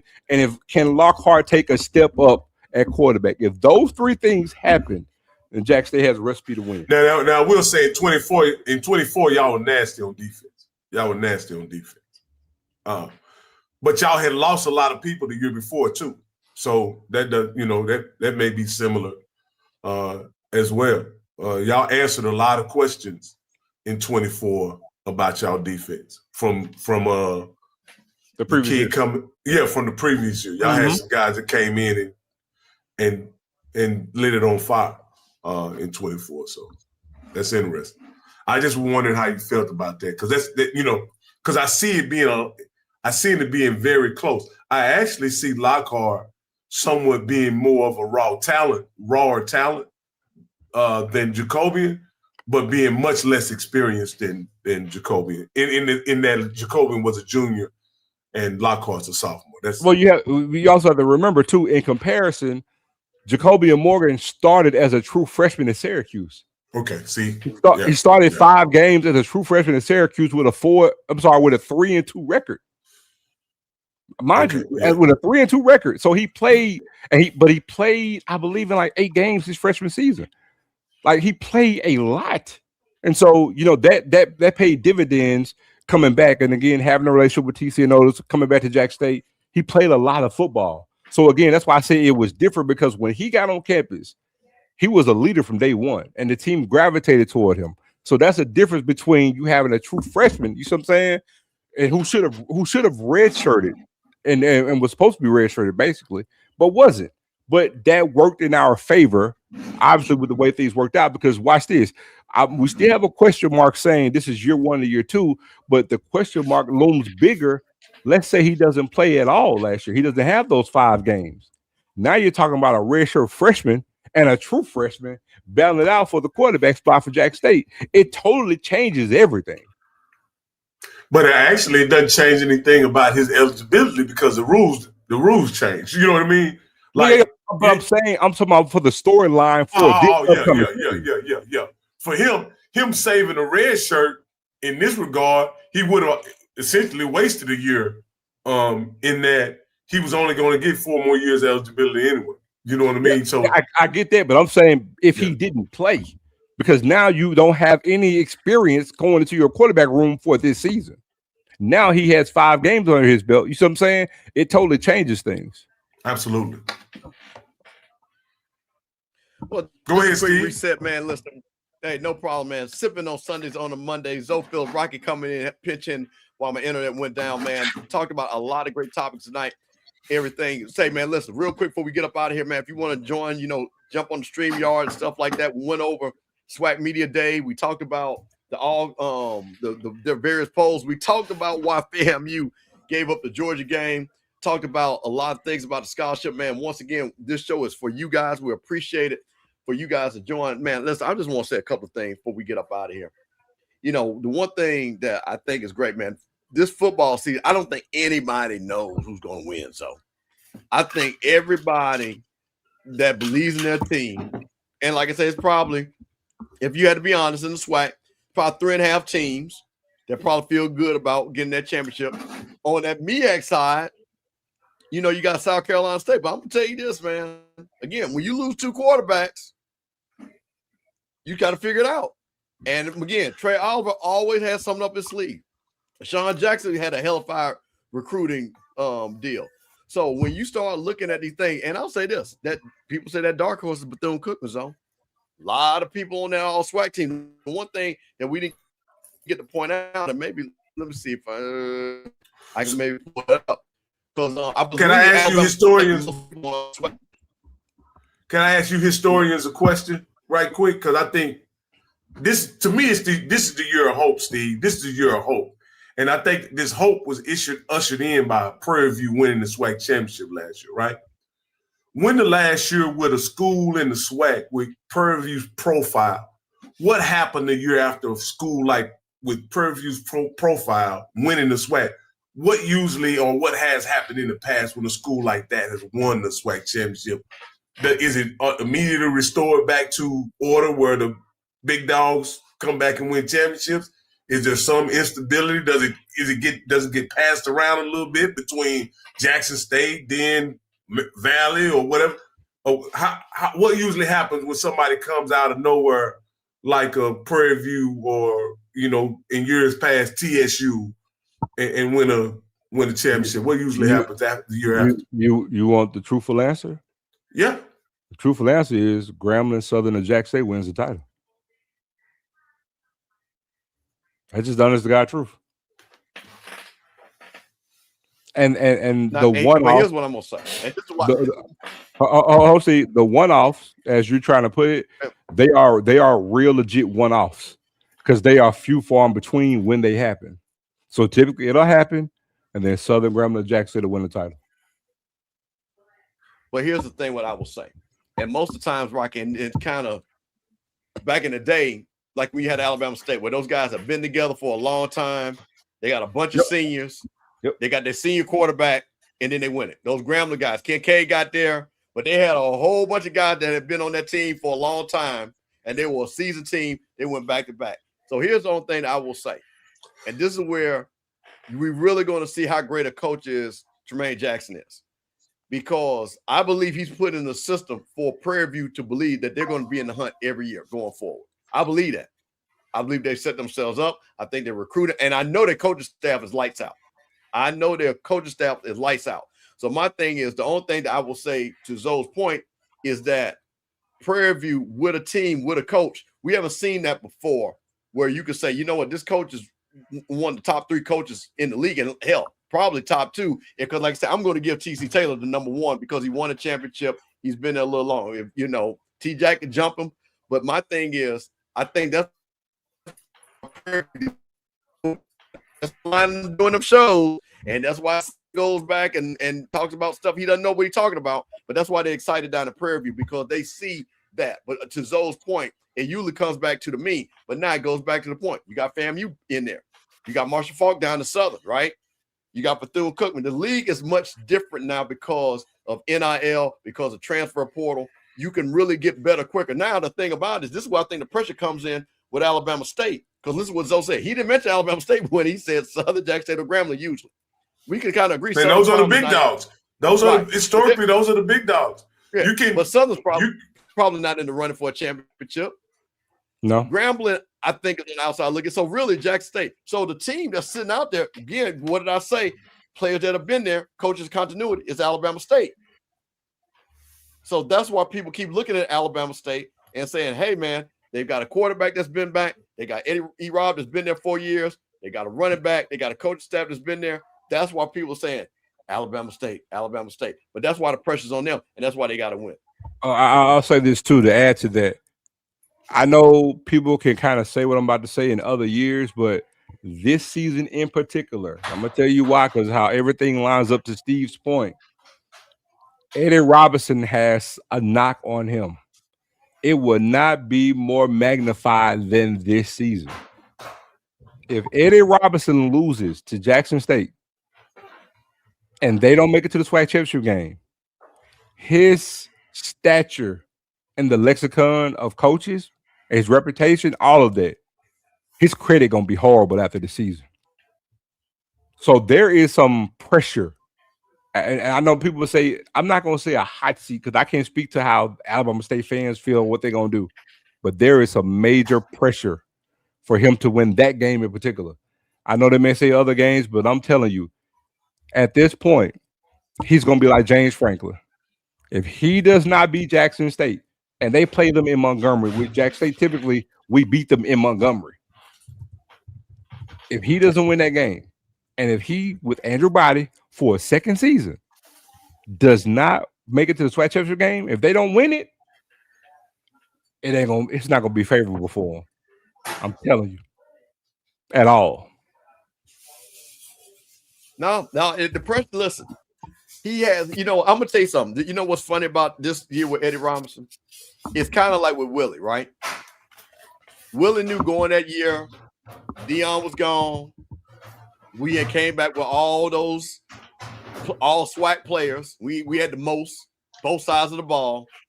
There was nothing else Willie could do but win, because he was one game away the first year against Dion, and of course the bad game. But we had beat everybody else. It wasn't even close, and it was his time. And Willie knew the pressure on that team, and that team handled that pressure outstanding and won the championship. It's the same thing. It ain't no MOE. It ain't no, oh, well, we'll see next year, because you got quarterback. You got, like I said, kind of like with us, you got people coming to your home, coming to your barn. They come to see you. You got everything lined up. You don't have to play no big Power 5 team to get your team broken up. So for Alabama, They got to do it. They have to do it. Hold on. Do you see that? Do me a favor, Steve. Highlight Jay Anderson's comment. Between 1999 and 2025, 11 teams won the SWAC. The rest is Grambling, Southern, and Jack State. I told you. Yeah. That's facts. That's facts. So my point is to you, Rocky, when I say it's a one-off, to your question, it is a real legit one-off. You'll get that one-off, and then it'll be a run. Southern Jack State Grambling. Not in it's however it's gonna go down, and then you might go about 8-9 years, and then you got another one-off win one, literally. Yeah, I mean, it's been a long time for Southern. It's been a long time for Southern. And watch this, hey Rocky, Southern has not won the SWAC since 2013, and they beat Jackson State to do so. Watch this. The first SWAC championship game. What do you think about this? What was that? What do you think about? You think the Bulldogs are Alabama? I mean, Alabama A&M. I'm gonna say again, it comes down to quarterback. I mean, everything rests on Quad Brown, which I think is a great talent in the conference. I mean, he got the measurables. Quad Brown is a damn good quarterback. Said that last year, but again, like Andrew Body, he's injury prone. He gets hurt every year. So Alabama A&M is going to go as far as he goes, but also, are they going to be better defensively? Because their problem was on defense. Quad Brown came in and played good for them last year until he got hurt.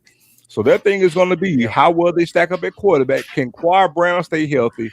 And what kind of turn that they made on defense to be better? Because again, and when I say better, you don't have to have the best defense in this conference to win, but you need to be 5-0.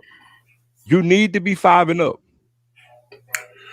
Well, I'm gonna say this, and I think this is, and I know the Jackson State, Alabama State situation in the East is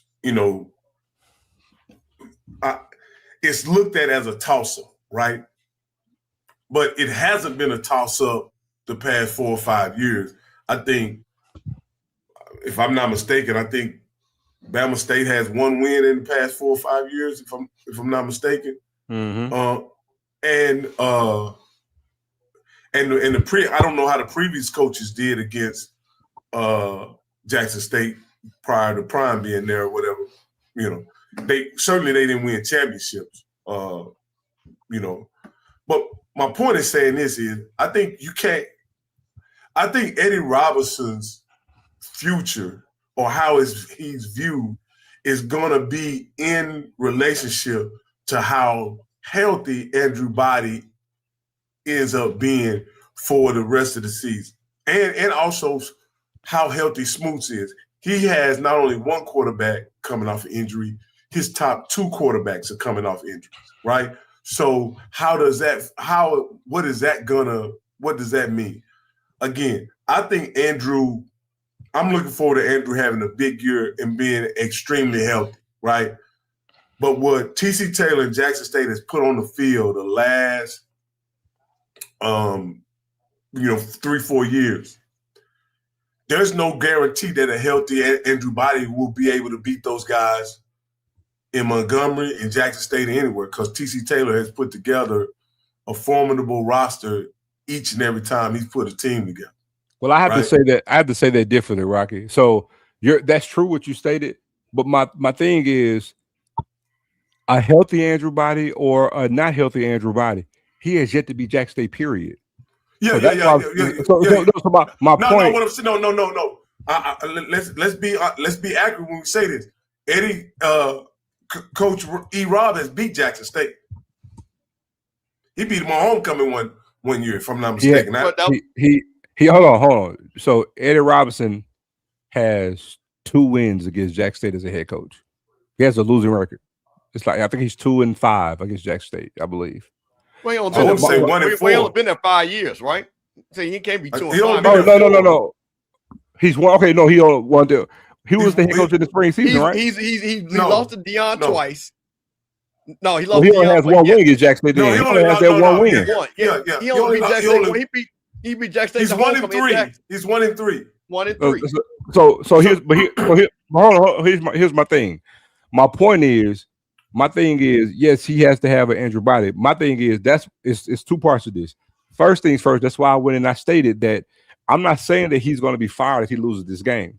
What I'm saying is if he doesn't win this game, it's going to damage, I feel, his reputation and his moxie that he has, especially coming out, I'm swag.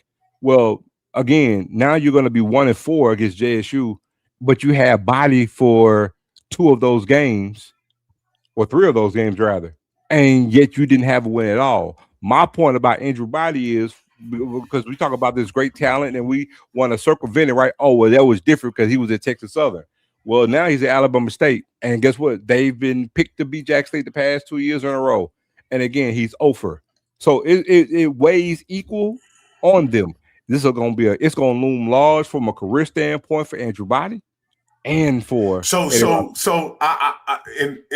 I think in some degree you're right, but I think this year, depending on how the season kind of pans out for them, this will be the first year that Alabama State will come in as the prohibitive favorite in the game. If everything they were the favorite last year. I don't think so. I don't think yes, on they the were. road. Again, on the road at the vet, I didn't see them as they were the favorite last year. They were the favorite last year. They may be from an odds standpoint. I didn't think their team was better defensively than Jackson State's. I think they expected Andrew to be Superman in order to win that game, right? I think this next game, being that I believe that Alabama State's defense was kind of be retooled. The guys that are coming back for Bama State on offense, they'll still have a high-powered offense. And I think this is the game where Bama State will come in with being the prohibitive favorite. That's what I expect going into that game. But my point, Rocky, they were the prohibitive favorite in the game last year. Also, going into that game, Alabama State had the more high-profile offense. They were leading the conference in yards. Jack State was leading in points. But Alabama State was perceived to have this high-profile offense, and they were perceived to have it was better more defense. of a pick'em. It was a pick'em last year, Zoe. It was not, Rocky. I'm telling you, it was not. Alabama State was picked to win the game. They were the favorite in that game. I didn't see you guys as an under. Did you see him as an underdog in that game? Well, all right. No, hold on, Steve. No. I'm not talking about odds-wise. Wait a minute. Just let me just do one thing, because we always, listen, I was beating people up about being accurate. So hold on. Let me show you. Hold on. Let me actually show you what the pick was from the SWAC for 2025. I think you guys are going to be kind of surprised. So this is 2025 may have been Jackson State. So exactly. So 2025 was Jack State. It was Alabama State. So that's last year. That's last year. Last football season. And Southern was picked in ironically was picked in the West. That was last year. So Jack State was favored because they were defending champions coming back with their quarterback. We have we have the beaten best player Alabama in Valley. State. It came over. That was the preseason poll, but everything shifted after week 1 because of the way Alabama State played against UAB, and then the next week when they came and they beat Southern. From that moment, everything shifted and changed. Going into the Alabama State-Jack State game, Alabama State was picked to win that game. They were favored to win that game, and Jackson State won it. This is not my opinion. This is fact. Again, I'm just saying, me personally, I didn't see them as the favorite in that game, being that the game was a home game for Jackson State. I saw if Alabama State won it, it would have been an upset. It would have been Andrew Body against Jackson State in a victory, considering we knew what they were offering defensively. My point, Rocky, is I hear what you're saying. My thing is I'm going to what it was before the game. For example, the energy and everything going that week of the game, Alabama State was picked to win that game, even with Jack State being at home. Alabama State was favored in that game. You know what I'm saying? To win that game. Jack State won it, and then everything shifted. Everything shifted after that particular game. And so because that was the turning point in the season for Jackson State after that game. It was and also that game was damn near a mirror image to the FAMU game the previous season. Because if you remember the previous season when Jack State played FAMU, you want to take a guess at who was favored to win that game? It was FAMU. It was FAMU in the vet against Jackson State the year prior. Same type of build-up, same type of thing. Came down to, FAMU was the next to last possession, right? And then you go to Alabama State last year, it came down to, the 1 yard line. But also even now, Alabama State's picked preseason. But again, that's why I say week to week. But the way the schedule set up, because remember, Jackson State has the easier schedule. Look at who Alabama State plays before, those two teams meet up. Jackson State's litmus test is going to be against Grambling on the roll in the hole. After that, it'll be FAMU, and then FAMU's at home, and then you got Alabama State, which is on the road before you come to the vet. To go on the road, forgive me, to finish out the season against Alcorn back to back. So again, right now on paper, it's the de facto East Conference championship game. But again, the Mad City Classic is going to have something to say about that. But also FAMU versus Jack State, it'll be a round robin between those three schools. Yeah. I think, like I said, I think you're mostly right. I just think Eddie Robinson's I believe the pressure is on Andrew for some reason. For the reason that he's been so close, even when Eddie wasn't his coach, to winning it all, and the pressure is on Andrew. And I don't think Eddie will take a huge hit to his reputation as a coach if he goes in the game without Andrew. If he goes in the game with Andrew, I agree with you in this regard. Andrew's expected to win the game. This is his last chance. I'm gonna ask y'all a question too, because I think it probably could rear its head. Being that Andrew Body is a great talent, you look at how the game ended last year. Also, you add to the fact that Body hasn't really won any pressure-packed big stage games, right?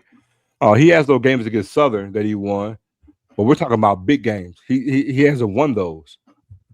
Lost him at Texas Southern. He got injured going in for a touchdown. They would have won the game. Like I said, the only thing you can say, Zoe, and let's be in the context. Anytime Andrews finished the game, he's been able to win the game in those big games. But here's the thing. But he hasn't won any big time games that's going to get you there. Like he hasn't won a Jack State game. He hasn't won. I'm saying those big time games. Eddie Robinson hasn't won those big time games. The question I'm going to ask is because I know Zach. Zach will go in and find it. That's what we do on Sippin' on Sundays on a Monday. So, we do facts over here. So I'll sit there and I'll say, what does that look like this year if the game is tight, the game is close, going to the latter part of the game? That's going to add even more pressure to Andrew Body and Eddie Robinson. I think and this is just I seen Andrew. I didn't realize it at the time, but Andrew's first game hitting the field was against Baylor. And when Baylor played TSU here in Waco, that was the first time he hit the field. I didn't know Andrew. I didn't know his family. I didn't know nothing at the time. But as soon as he hit the field in the game, you was able to see it was who is this kid from TSU. Go back and look at the film. He gave Baylor the business that game. What I'm saying is Andrew has never stepped away from the moment. He's never let us down in the moment. Yeah, but look what you said. But that game against Baylor, that's not a pressure-packed thing. He's a true freshman on the road. But I'm playing with house money. Nobody knows who I am. Come on, Zoe. He's a true freshman on I think that may have been his first start in college football. Okay, watch this. First opportunity to play. Watch this. You said you didn't know who it was, right? He's playing with house money as a true freshman. Was there an expectation for him to go and beat Baylor? No. So that's my point. My point is, even just because you have a great game in your first start where there is no expectation. Baylor probably didn't even have any cut-ups on him. My point is, it's a whole different thing when you're the man, everything's gunning for you, but yet you've never succeeded when the game's on the line in these big time moments to solidify your career. That's been a microcosm of your career. So now the same opponent who I've never beaten, and I gotta get over this hump. Because sometimes some people can't get over the hump. So when I get to the hump again, when I fail over and over and over again, and yet I'm here again, that pressure is going to mount. Not just for him, but Eddie Robinson too. I don't think he's ever come in now against Jackson State. When you bring that up, I don't think he's ever come in with the better team. One, right? I think he's always been outman in every time he played Jackson State. So I don't see that as a knock on him. Matter of fact, the first year he played Jackson State, the fact that they were even in the game was all because of Andrew. Didn't the game go in at halftime tied because of Andrew, or they were down by one or something like that? I can't remember. I can't recall, but here's the thing. That game, when he played Jack State then, that game is still not the magnitude of what the Jack State Alabama State game was last year. You can't even conflicate the two. So what I'm saying is, when it's a big time game with the season on the line, when you've come up short and short again, because you're highlighting moments of being in a game. You can't highlight something when they got over a hump or they won a big game. You can't do it because he ain't done it. You can give me these examples. You're giving me a different type of example because you can't give me what you can't give me what you ain't got. He has not done it. So my point is, if you ain't done it and the pressure comes again, that's going to add even more pressure, because guess what? Now the thought is I'm the big dog in the conference, supposedly, right? So now when the big time game comes again against the same opponent and the game's on the line late in the game and we got a chance to win, bro, I can tell you right now, if you come up short, you can deflate the whole damn stadium because we lost again. That matters. You can't even add that and compare that to, man, I played Baylor, I was a true freshman and I had a good game. There's no pressure. It ain't even the same. That's just like saying, so basically what you're saying is, no. What I'm simply saying, every time he's been on the field with a chance to deliver, he has delivered outside of injury. That's all I'm saying. But even the game he lost to Jackson State, they didn't lose because of him. Come on, man. I mean, at the end of the day, so I understand what you're saying. He has not won the championship. No, you're missing my point. I didn't say that they lost because of him. But what I'm saying is, when the game was on the line, the ball was in his hands. Right or wrong? Okay, absolutely. Then. And he came up short. The fact is, they know they came up short. They're favored to win. So what I'm saying is, you're talking about the overall performance. I'm talking about games. I'm talking about game-winning situations. So my point is, when you get to this heightened situation again, and he could have thrown for 350 yards, but Rocky, if he throw for 400 yards and run for another 150, if they lose, what is that gonna mean? Because it's gonna be deflating like a motherfucker. I think if he does the 350 for 150 and they lose, that all falls on the shoulders of not Andrew. That falls on the shoulders of the coach. I'm telling you, listen to this. I'm going to say this just like I said about Cam Peters. If he do 350, 150, they're winning that game. Point blank, period. I'm telling you that right now. There's no way. If he's doing 350, 150, bro, that's 4 touchdowns and minimum by himself. Hold on, Steve. I don't know who this is. Miss Thang Living. We're not worried about Bama State. We're having a football conversation. We're talking about every school in the conference. Just because we're talking about Alabama State and you don't like what we're saying does not equate to us being worried about Alabama State. So let me point this out, because I hate when people do this. If your quarterback is never beating Jack State, why in the fuck am I worried about y'all? No, wait a minute. I'm just saying, why? This is kind of cute. Don't use the bad language. No, but I'm saying, why am I worried if you ain't never beat us? We're talking about Alabama State. So I'm not hating on Alabama State. What I'm saying is, just because we're talking about Alabama State and we're not saying something that you don't like, doesn't mean that we're worried about Alabama State. You got to do better than this. Just, you don't like what I'm saying. I get it. It's cool. I'm not worried about Alabama State. I'm not. What is that milk Thanksgiving? That No, I put the link in case she wants to join. But come on up here and defend your team, baby. Come on, man. Y'all got to debate it. That's low hanging fruit. Use that bad language. Look, that's low hanging fruit. Y'all got to debate it.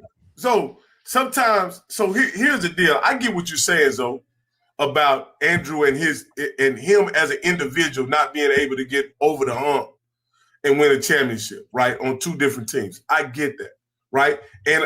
But this is what I'll say about it. The reason why they haven't been able to win is not because of Andrew.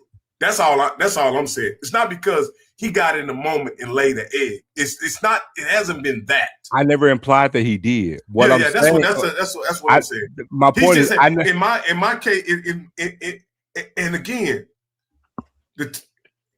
even last year, considering how the defense played for Alabama State, even you would admit they had the inferior team in that ball game, right? So what now? Considering how the Alabama State defense was last year, when they met, Alabama State had the inferior team, meaning that Jackson State had the better team. Jackson State was more talented, and you would even say Jackson State had the better coach. Oh, she said, if I didn't have duty, okay, man, listen, she in the middle. Hey, listen, shout out for your service. You said you got duty in the morning. Let me tell you something. First of all, thank you for, wait a minute, let me just say this. This is a family show up here. Thank you for your service, because you say you got duty. That means either you a cop, firefighter, or you in the Army, the Air Force, Marines, whatever. Shout out to you. You know what I'm saying? Yeah, thank you for your service, man. Thank you for your service. So yes, thank you for your service. Mean anything about it. He got a little bit hype. Jackson State folks a little bit sensitive because they worried about that game down there, Rocky. So they got a little Well, again, here's the deal about where Jackson State sits in the ball game, and I understand being a lifelong Dallas Cowboy fan. I understand where Jackson State is currently in their reign of being a champion, right? And I hope that they can continue to prosper and win championships. Because like I say, I'm a Jackson State fan because of what Prime did at Jackson State. I'm also an Andrew Body fan, and I also support PV, being my daughter's a graduate. So I want all those three teams. I got something on the wood for different reasons. But at the end of the day, y'all want to hold on to this era if you can, because y'all are on a hell of a streak. So and you supposed to rub it in, talk your shit. Talk your mess, whatever, because y'all got the pelts on the wall. You don't have to say nothing else. Y'all got it. You don't have to defend anything. So I want to highlight this, right? If you go back to the Alabama State game last year, right? Remember what happened on the last play? The last play, and it's going to sum up what I've been trying to say. If you go back to that game, Andrew Body had a good game in that game, right? Right. But it came down to that last play. And guess what? Everybody was saying, why would you call that play? That's a horrible play call, right? Remember? But it was a great defensive play by by the linebacker for Jack State to make that tackle. But guess what? Is it safe to say that the head coach tightened up on that last play call? The OC tightened up on that last play call because of pressure. I didn't like it. That's what I was saying. No, but my point is, it very well could have been a bad play call because of pressure. Big game on the line. So my point is, you had that happen last year the way you did. You get to the same scenario because at some point you're gonna have to tackle that mountain. You're gonna have to cross over the saying, to get that success, you're gonna have to slay the dragon. And so if you get into that same scenario again, see, Jackson State has done that. That's my point. Jackson State has done that. Alabama State hasn't. So and Andrew Body hasn't, nor has the head coach. So if you get in that scenario again, and the game's on the line, they got to prove that their ass ain't gonna tight up. So my point is, you want to say, well, you got a good game. So if you had a good game, then it ain't on him. I can say two things could be true. You can overall have a good game, but your ass tied up with the game on the line. You can negate all the positive that you did with the game on the line, because you know what? That pressure busts pipes, and you ain't built for it. The coach or the quarterback, until they do it, they got to prove us wrong otherwise. That's my point. That's my point. Yeah. Hey, you got to do it. At some point, having hope ain't enough. But it seemed like a lot of teams got hope, man. Hey, I'm gonna go get out here and let y'all close it out, man. But y'all had another great show, man, and looked like Mr. Campbell internet is back on point. So, man, much love to you, Zoe, man. You know, I always have a great conversation with you, chopping it up. Hey, tune in tomorrow to PV versus everybody. I'm gonna be a guest on there because Lionel is having a special. Since I can't participate, we can't participate in SWAC Media Day. We're gonna have a pre-SWAC Media Day party. You know what I mean? Over on PV versus everybody, man. So much love to everybody, man. It's a great conversation. I'll let y'all later. I appreciate it, man. Hey, man, listen. You know, shout out to everybody going, man. Appreciate the patience, man. You know, the man tried to get us down. I was getting a little bit too hot there, so I was giving out too much information. So the man tried to shut me down. But, man, listen, you know I'm going to get nothing but facts. So I'm going to say this to all my people that want that information. Hit your boy up. I give you the right information, what's going on, and keep fighting the good fight, man. Shout out to all my SWAC MEAC people, my CIAA, SIAC people watching the show tonight, man. We really appreciate you, man. We had a really good show. Man, you know, like I say, you know, hey, man, we might have to be sipping on Sundays on a Monday if that's what y'all need. You know, we just going to keep moving it around just for all you all, man. But Zoe, appreciate you holding it down while I got locked down. And then, man, listen, we'll be back next. Hey, you know, because the next Sunday show going to be great because I'm going to have all the video of all them coaches lying talking about why they going to win the SWAC championship. And we're going to break it down. We're going to break down every one of those coaches, what they saying. We're going to break down the players. And then we're going to talk about it. Then, you know what? And then, Zoe, you know, I guess we will maybe get into start picking some games, and tell, and do all that. But we'll see, man. I don't know about that. I don't know about it. I think everybody else has done it. I don't know. I don't know about all that. So I'm good. But, man, thank you, man. Please, before you leave, please hit the like button. Please subscribe to the Rocky Miller channel. Please subscribe to the Off Script channel. And you know the question I'm always going to ask you, what you sipping on? We'll see you later.